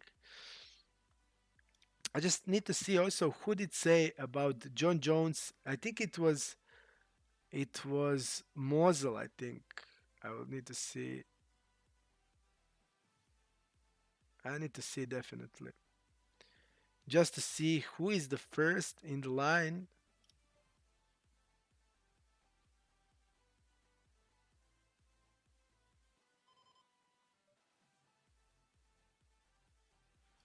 Let me see. And I also didn't see interesting question that Boylock asked. Do I have any contact with coaching for profits for coaching for profits for cash like Detox Poker, Polarize? What are your thoughts on coaching for profit programs? Me personally doesn't have any connections to none of them. To none of them. I always learned by myself. I didn't ever take any coachings. I learned all alone, and I felt always the best just working and doing it alone. And when everybody, people were always contacting me about coaching, and I always said I don't coach. I respect people who do coach, but I think the only people who can coach are the people that are crushers, and that actually wins in poker still these days. So still crush the game. They can be coaches, but now the coaches are the guys that played before 5 years, and that's just impossible. Uh, I don't coach because I don't have the time for it, but I would always advise you learn first alone, learn the best you can do by yourself, and then try to learn from other guys. And you can do it for free. You can learn with me for free. I'm giving you all the stuff you need to learn for free, and we can learn with me together. We can get better together. So definitely, I'm gonna go with a bigger size on the King 10-5. So always take what is offering you for free if it's good. Always take that. Uh, and don't try to find the easy way. There is no easy way. And all of these guys that are saying that it is that they can learn you quickly, I don't believe in it. I think there are good coaches. I actually know some people that are good players and that they coach, but I would say like 80% plus is full of bullshit. So yeah, let's see. Let's see. I don't I don't know where is the comment that we talked about. Checking here with my pocket kings. Really great board for middle position. A lot of fives, sixes, sevens, eights, nines, tens. We're not gonna have much fold equity, and checking kings is actually nice, really fine. So yep, I'm gonna check my kings because this is actually a spot where you don't gonna do really a lot of checking.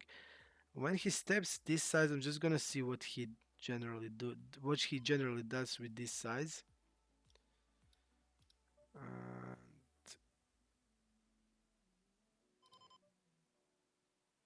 yeah, we're gonna be calling here because I don't know what this is his first step out of position.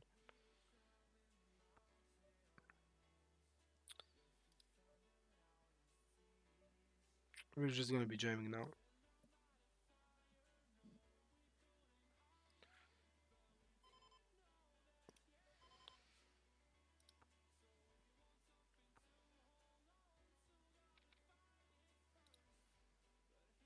He's gonna have hands like a jack 10, like a queen jack, hands like a pocket tens or sixes or sevens. So just jamming there. I think it's the best play we can do.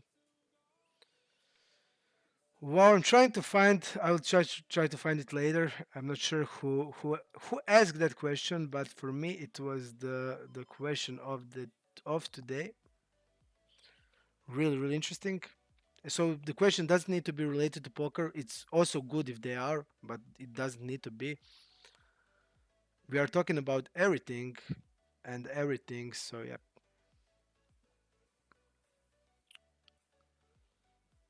pocket nines. We're gonna be against this guy. What we want to do against this guy that's playing 22-12. I think we're gonna be calling against this guy. Falling sevens there. I think it's fine. Falling there, it's also fine. I don't think the Mako will play heads up against us. So yeah, we'll immediately go with an overbet the turn. Now we have the table. We don't need to. We don't need to move from other tables.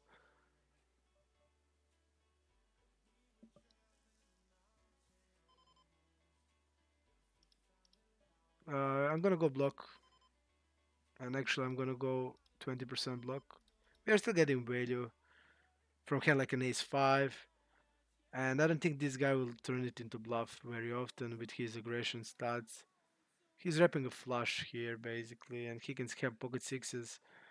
But I think the block is fine, and I will fall to a raise to against this guy. Just let me see. This is his first raise against a bet. Just gonna be folding.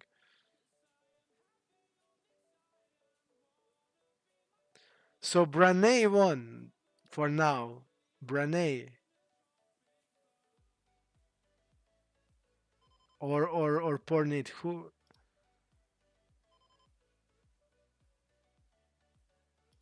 Okay, gonna be calling here against this guy. I'm not sure who win. So Pornit, it was you, right? Let's see here. 7.5 here. And we're just gonna be checking. Nach Dragon X is asking, do you want to? I just have to be actually overbetting the river here. This guy can easily bet hands like sevens, eights, nines, tens. He's betting 83%, and we have 4 5 5 6. We have hand like ace 10 off that is calling. We have ace jack off that is floating with the blockers. So yeah, or bet it is. What do you think about posting in forums or work alone with solvers? In forum Discord, you can get so much random answers. Uh, I'm not sure about the forum, but in the Discord, if you're in a good community, yeah, but definitely if there's a lot of good players, you can just go up, you can just learn. So definitely that's really good way of improving because when you hear different perspective and especially if there are winner players telling you what you did or what you need to do better, definitely it will be like really super high EV for you. But on forums you get answer from like unknown people and they don't have resume or they don't have, so you are basically you don't know how much that advice is worth. But when a good player and like Crusher is saying to you, then that word has weight. That words have weight and definitely are really, really high EV.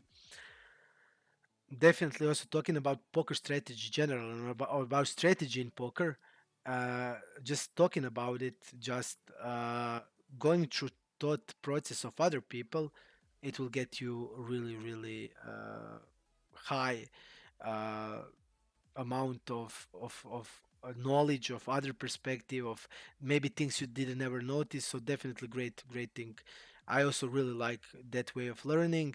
Working alone with with solvers, I did that by myself most of the time. It's also really great. I actually enjoy just working alone also. So it all depends what is your personality, how do you get what actually works best for you. It's not the same for most of the players. We're gonna go block river. So you see, we lost like a minimum there with our top pair. We're gonna get called with worst hands. So block bet is we're doing miracles always. Highest TV concept in today games, guys. Definitely highest EV concept. Let's see how much this guy three bets against an ISO, and that's not that much. Generally, big blind versus button only 10%. Still, ace queen is calling, and I will be falling a flop there. Will be falling the flop. Was it one about coaching for profit program when I smoke and lost most of the answer? Yep. Um, Generally, from what I said,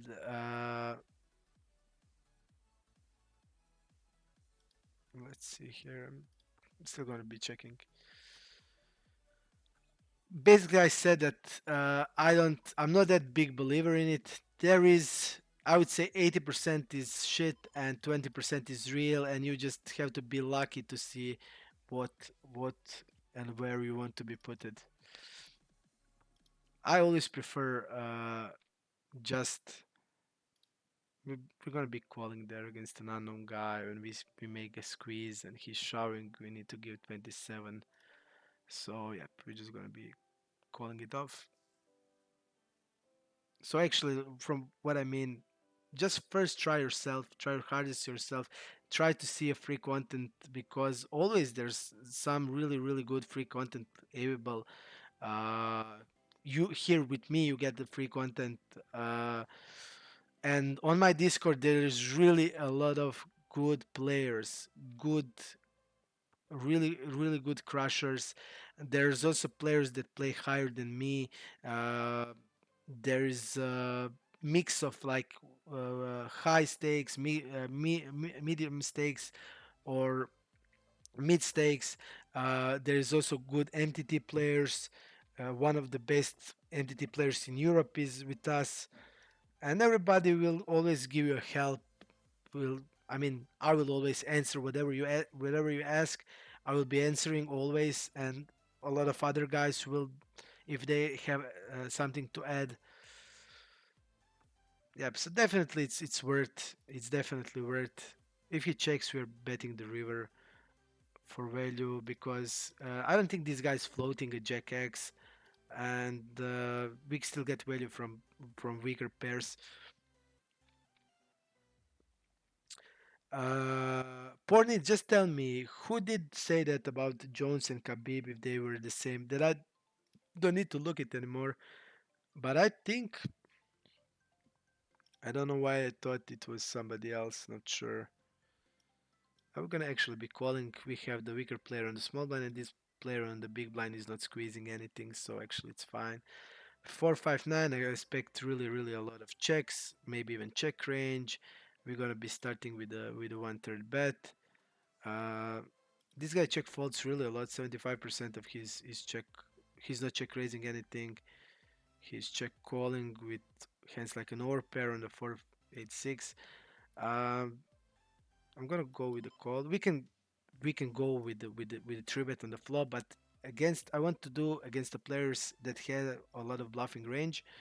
Against this type of players, I want to do it. But this is his first check raise as the PFR. You see, uh, his first check raise as a PFR. So yep. Uh, let's see also how much he generally check raise. So he's on the lower side with the check raise, value heavy. So against him, I will be just be calling it. So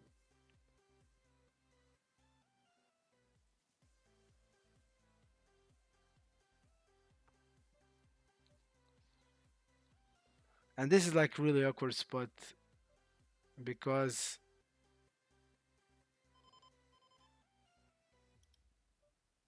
I think I'm just gonna be give up in there. He used the ace jack. Uh, I will not bluff this hand because we are actually blocking the bluffs that he will use as a bluff. So yep, I will be just give up with here. I want to have 6 7 of hearts uh, to shout and not block the spades, and yeah, really poor blockers, and I will be just falling. And he did use check raise with the ace jack, which is okay. He has the ace blocker. He's I mean really fine check raise as a bluff. It would work that we actually did 3 bet the flop, but I thought this guy is not using that money bluff, so yeah.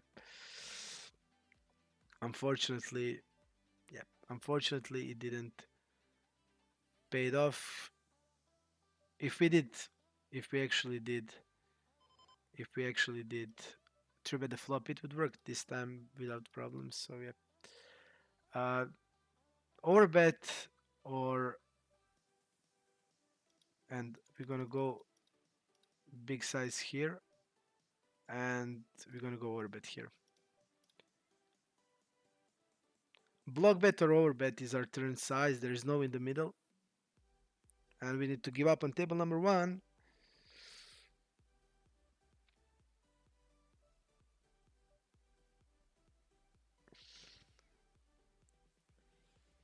I'm just going to be jamming on table number two. And give up on table number one against a guy that has went to showdown 42. He's not going to fold ace or king on the river. We're going to be jamming on table number two.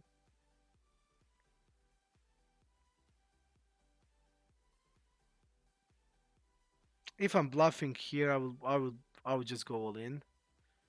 So yeah, just has sense to be showing. When I actually have the hand,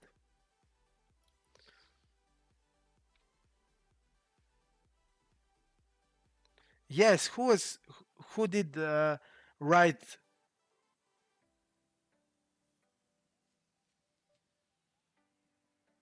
Ah, it was Branay, right? Not now sure who also. Yeah, it was me. Brene, then you will probably win because for me that was the most interesting question. So definitely join my Discord. I mean, I think you already are in my Discord, right? And I also think that you I'm not sure now if you did also win one giveaway before.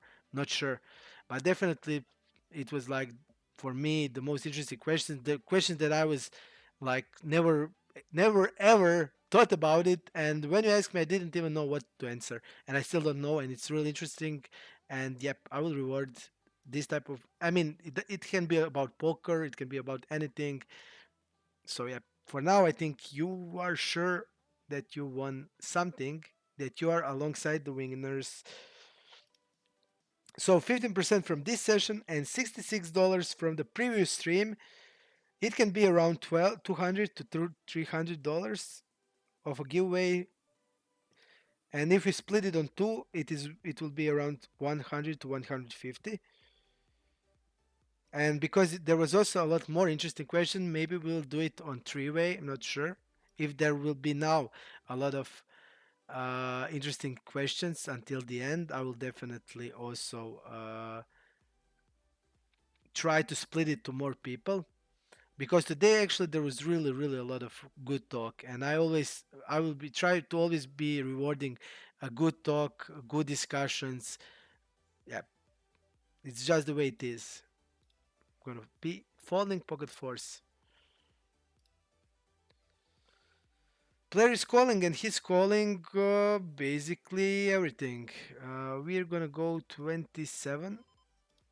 We're gonna go GTO size. This is our call for bet to a squeeze. We're gonna three bet table number one. The guy is opening 22% on the UTG, so definitely a lot of fold equity to get. I'm gonna call queen nine and I'm gonna donk the flop. He should be checking range on 5 6 7, so definitely donking it has sense. We're gonna be still stabbing the betting the turn, continue betting the turn. Queen is actually better for him because he will be calling ace queen to this donk always. Yeah, we can call, we can even jam here, it's not that bad. We're gonna be calling. We can jam now also, that's the question, but I just feel we're gonna have the best hand.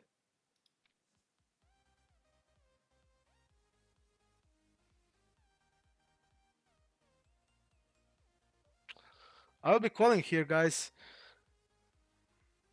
I think that 8x is raising the flop. I feel like this is the ace king with the king of clubs because he's repping a flush basically. I don't see many 8x hands that is not raising our donk. I'm gonna call here. Yes, ace king with the king of clubs.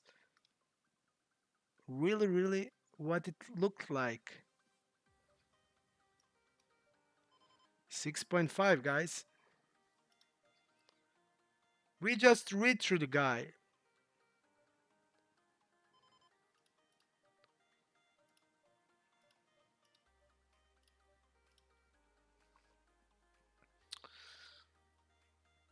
So definitely, guys, just be active. Be active. The active is great.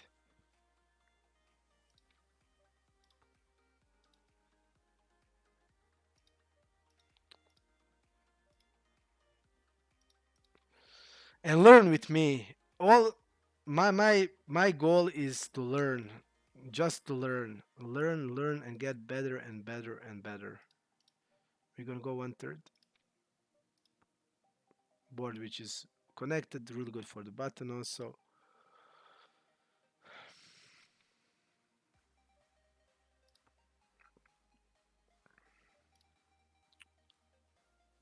Deuce 4 we're gonna fold.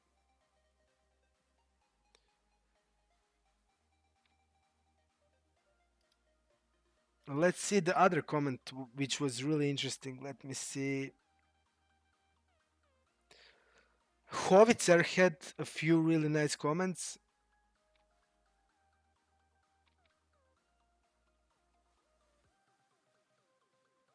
Pornit is also in the mix. A lot of nice, interesting questions that he told. Boylock is also here.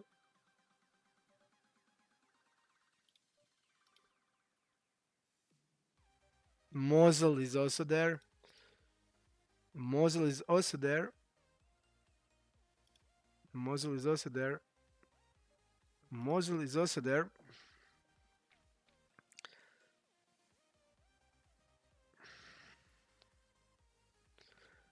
Few really, really nice ones. Really nice ones. So, yeah.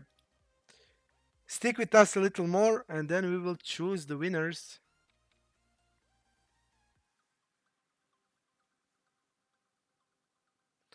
And then we will choose the winners, guys.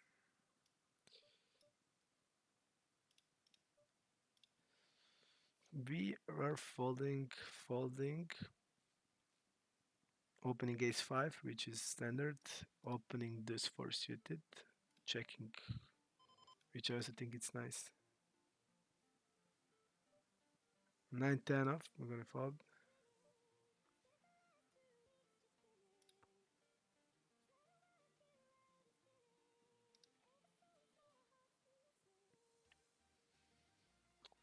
Folding ace 5.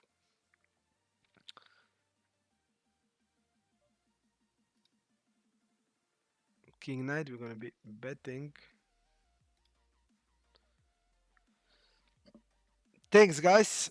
Just trying to think about the comments because I think from what I'm hearing now, like Boylock had Pornit, Mosel, all in the mix. 22.5.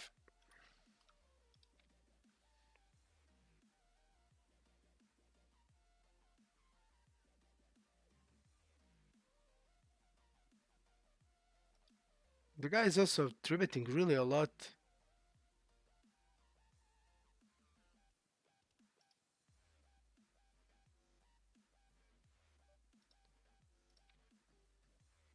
Come on, let's jam here.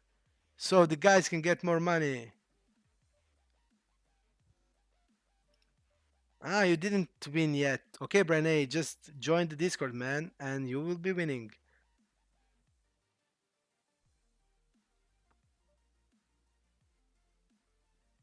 Mosel, join the Discord also. Super terrific question, man.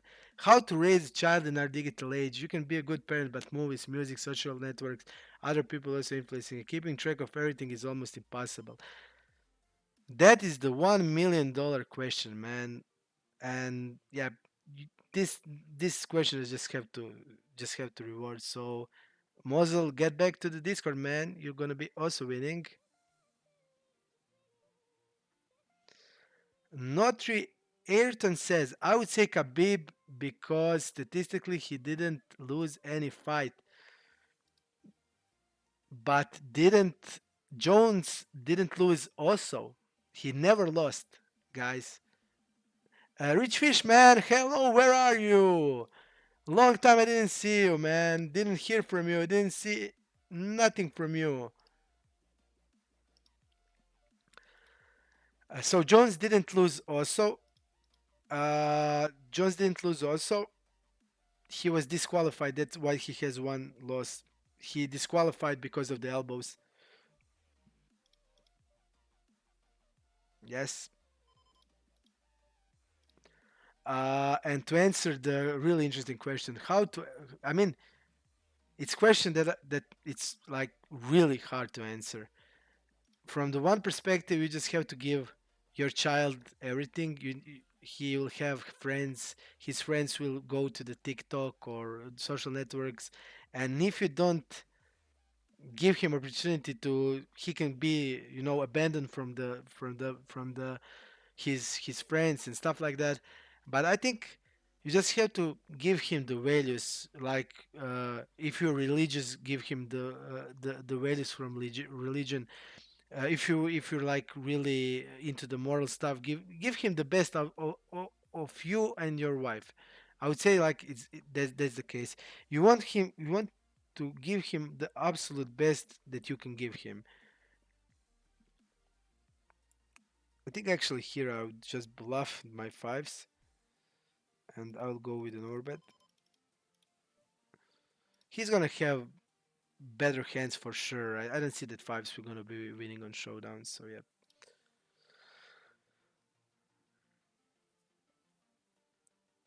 definitely a question for $1 million.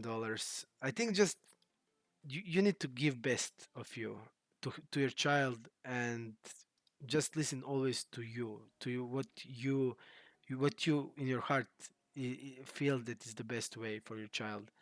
I would say it's that, but that's like that's from what I feel inside when you ask me this question. But definitely a really interesting question. Jack 10. I'm gonna be checking. This guy checked actually. I'm gonna go with an orbit now.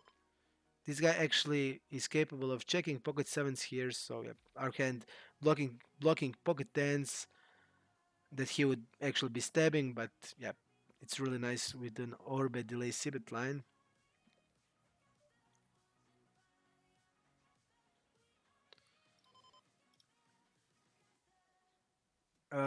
Notary Ayrton, he says, can we reply the hand we chat is talking about? Yes, we can do it.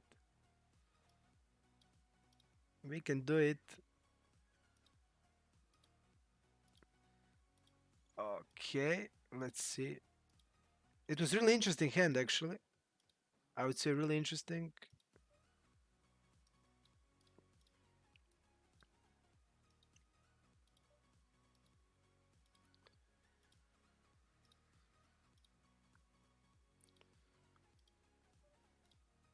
It was really interesting hand, so let's see it again. It's worth to see it again because we played it the way that is unconventional. We step the flop, which people actually will not be doing that much.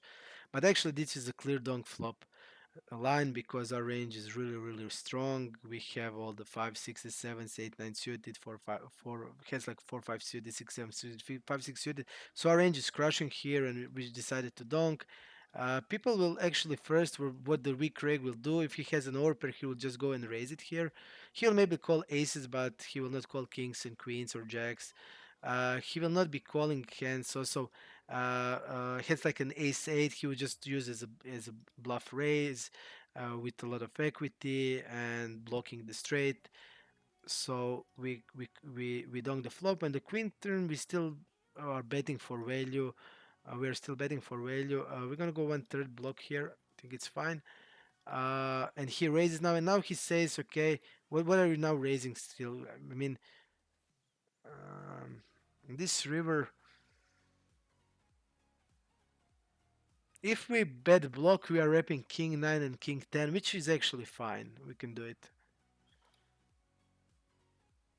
Okay. He's gonna have ace queen and king queen, but if that's hand gonna be raising, okay, that can raise sometimes. We have a clear call definitely. Another four, he's not gonna jam ace queen now or king queen now because we can easily have a flush there. So he's basically wrapping a flush. And hand that has sense that is raising the turn is actually ace king because he now is blocking ace queen and king queen. Even that's not important. We donk the flop, so we don't donk the flop in with that hands. But he's actually like he's having an ace king. He's pretending he's having the ace queen. That's why he's raising it. He's playing a blocker game, and on the river now he's actually now suddenly wrapping a flush basically because we can easily have a straight there, and he's not showing now queen X. He's basically wrapping only a flush, and a lot of flush draw hands will just raise our donk. So that's the reason why we play it like that. Mosel is almost there. He's almost back there. He says sixes are gonna be calling. Those 5-9. I'm gonna fall to this 10x because it gave so much equity to his bluffs, and I'm just gonna be folding with my pocket sixes.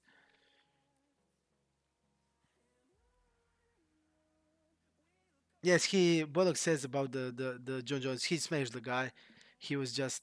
I mean, he shouldn't be having any losses. And I think that Dana White actually says that in his book he doesn't have any losses. Uh, Actually, yeah, he had some problems with motivation, with depression. He has some previous problems, personal problems. But actually, when he's on top of his game, he's actually a beast.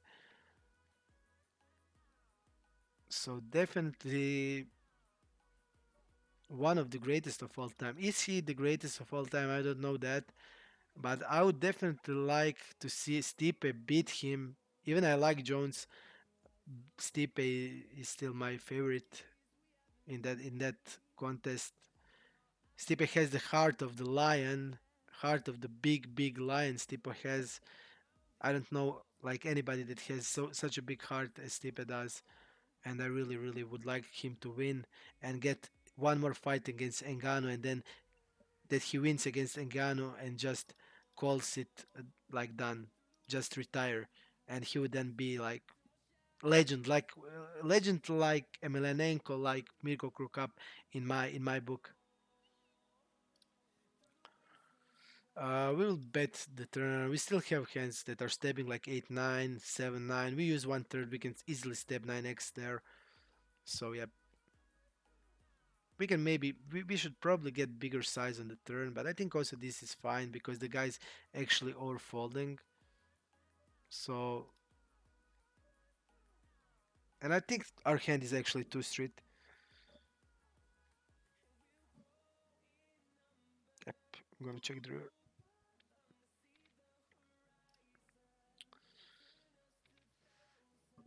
a6. We're gonna be folding.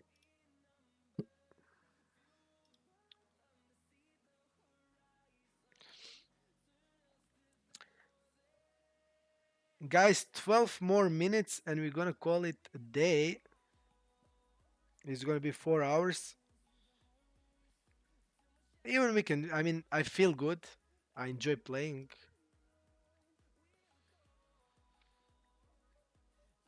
12.5. We are attributing polarized size. Actually, the action is really good. Let's see how this guy defends. Button versus big blind. This is his first call. Button versus he did call. Pocket six is here. We're gonna call a four bet there.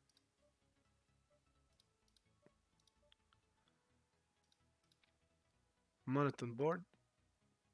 His like bluffs are hands like a ace ten off, ace jack off, king queen off, ace queen off. Value is probably around jacks plus. I don't think this guy will four bet tens.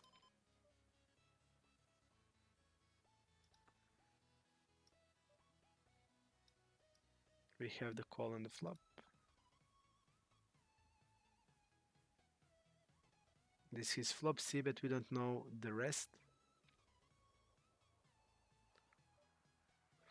Bad run out. He should be continuing a lot of ace kings, king queens, but yeah, you don't know when we are deeper. I don't know this guy will be doing that. We still have tens and jacks. We always have in the range. We have all the ace queens.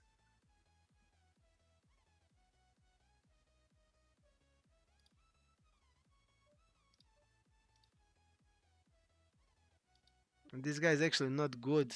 So against him, shove the river. It's in my thoughts if he bets here just to shove. It's much better to do it with a hand like a queen 10. We don't know his bet folding in position. That also it's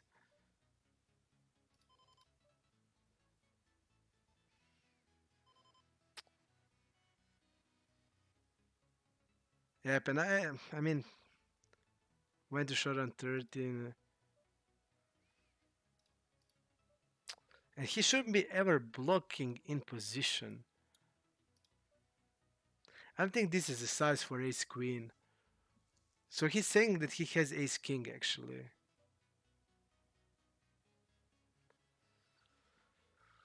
I will not be jamming against him. I was just be going to decide if I want to call or not. Because on this king, I think if he's having hand like an ace five suited, he will be bluffing. So I'll be calling here. Pocket kings. It's good that we didn't shove. It's good that we didn't shove here. That's good. 6.6. Blockbet doesn't have sense in my opinion because he's actually I don't see like what he's repping in position with that. You don't want to be block betting in position ever. So yeah.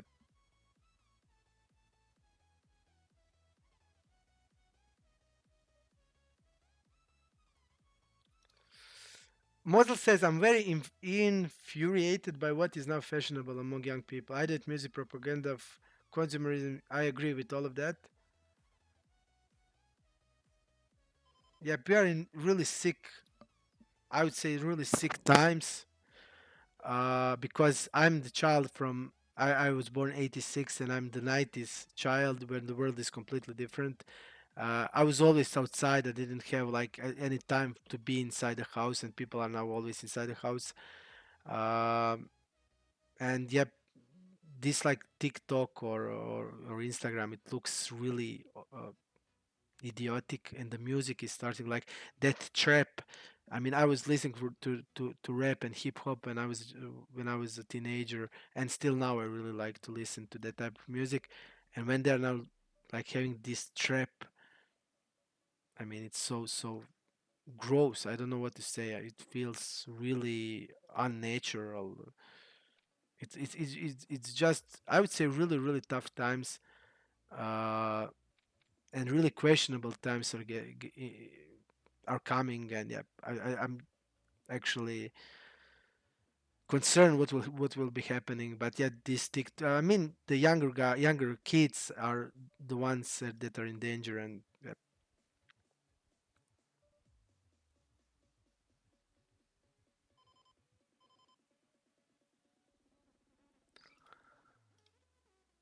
Mosel is still not letting the Khabib goes away.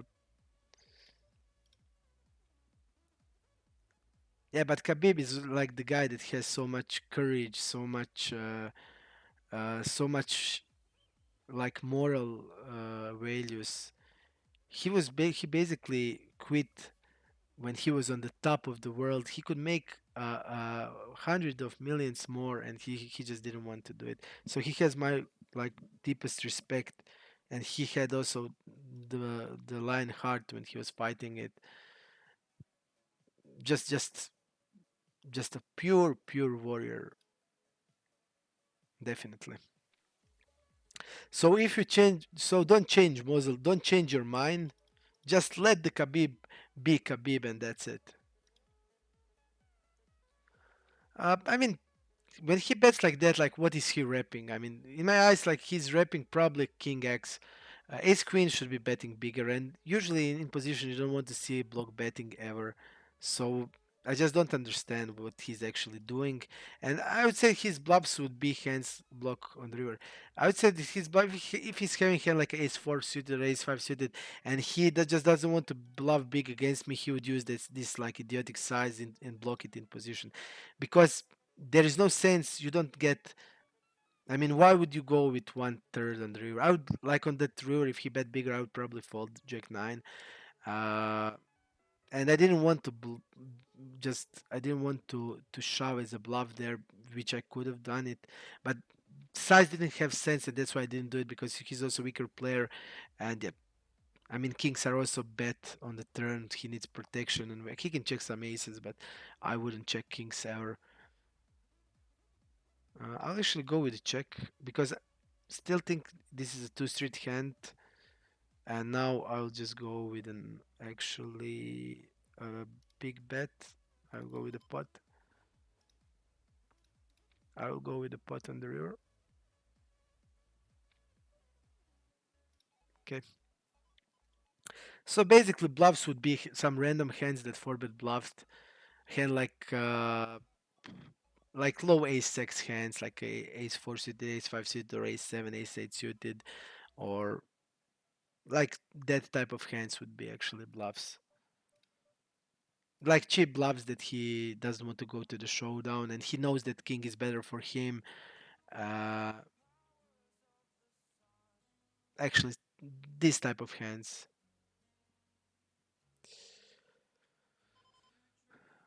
We'll go with the block here. Block or overbet is our options.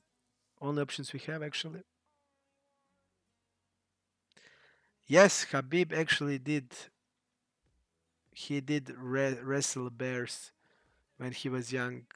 I watched that that video.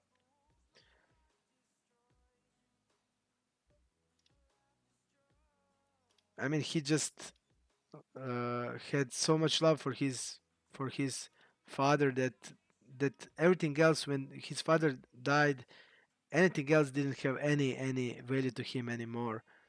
I mean, you just have to respect someone like that. There's no way other way. Guys, we're gonna just close it. It's gonna be 4 hours. I don't want to make it too long that it starts to get boring.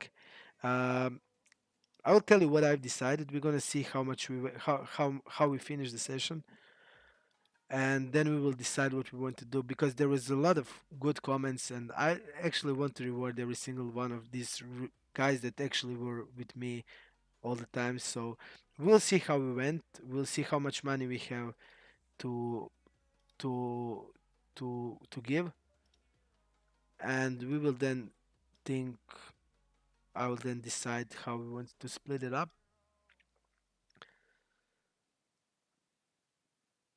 I think we had a nice session based on base. I think it's below EV for sure.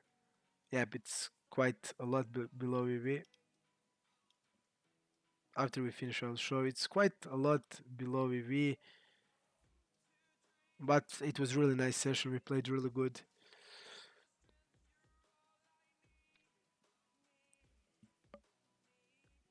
Yep.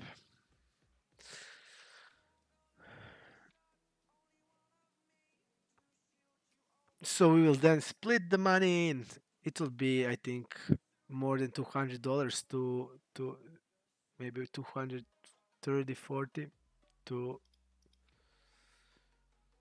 share.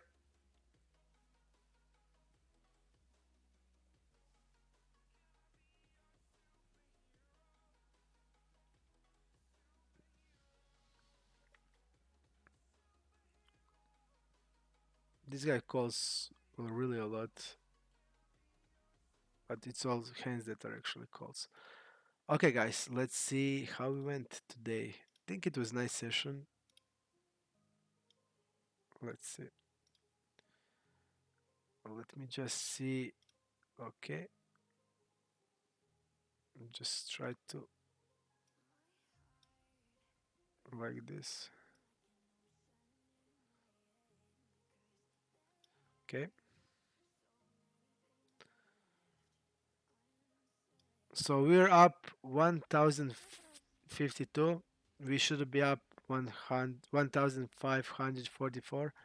So below EV. So let's count it. 252.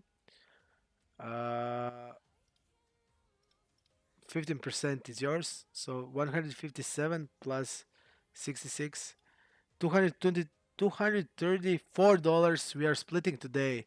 224 is here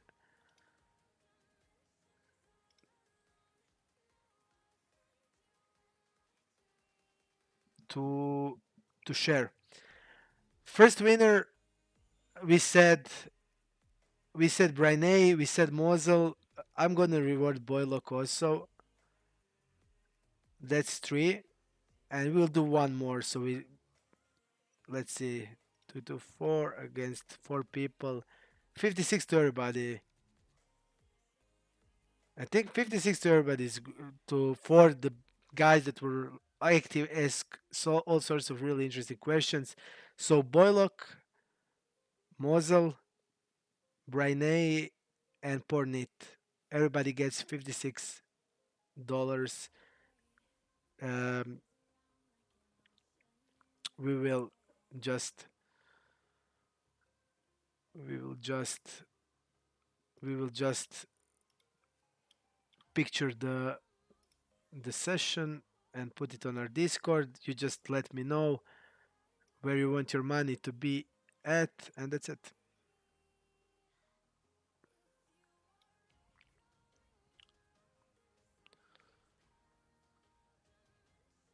Okay. Stream graph. Okay. So guys, $56 to all of you that I mentioned. Get me to Discord. Uh, Go to the Discord, and yeah, that's that's gonna be that. I'm gonna give you immediately, even now. Just let me know where you want the money, Skrill, stars, wherever you want, guys. And it was my pleasure today streaming. It was my pleasure. A lot of good, great discussions, and I want to see what Mosel wanted to say more. Mosel says, Mosel says, Mosel says. In fact, we were very lucky. Our childhood passed at the crossroads of two eras when children spent time playing games on the street and then only computers appeared and we can compare. Yep, I agree with that. I think we were on the crossroads from the really happy times to now really unsure times that are coming. And I definitely agree with which you wrote. And I think we need to talk about that because now when you're talking about this, people just make fun of it. But I think these subjects, these themes are really, really important one. And yep, there's just you'll maybe not get much answers, but when you're talking about it, you're just admitting it's real. It's admitting that we are aware of these things because my childhood was really happy and I didn't have much. I didn't have like anything basically. But I was really, really happy. And my kid, I tried to give him everything and he's not half happy the way I were. So definitely it has something to do with technology, with social networks, with the mindset of people. And I live in a small town in Croatia that is not that developed like other European countries. So yeah, definitely like that. Um so guys, that won, let me know. $56 is your. Today we did then 224 of a giveaway. It was nice. I enjoyed. Thank you for being with me, and I see you. I hope to see you again. I hope to see you again soon. Thanks and bye.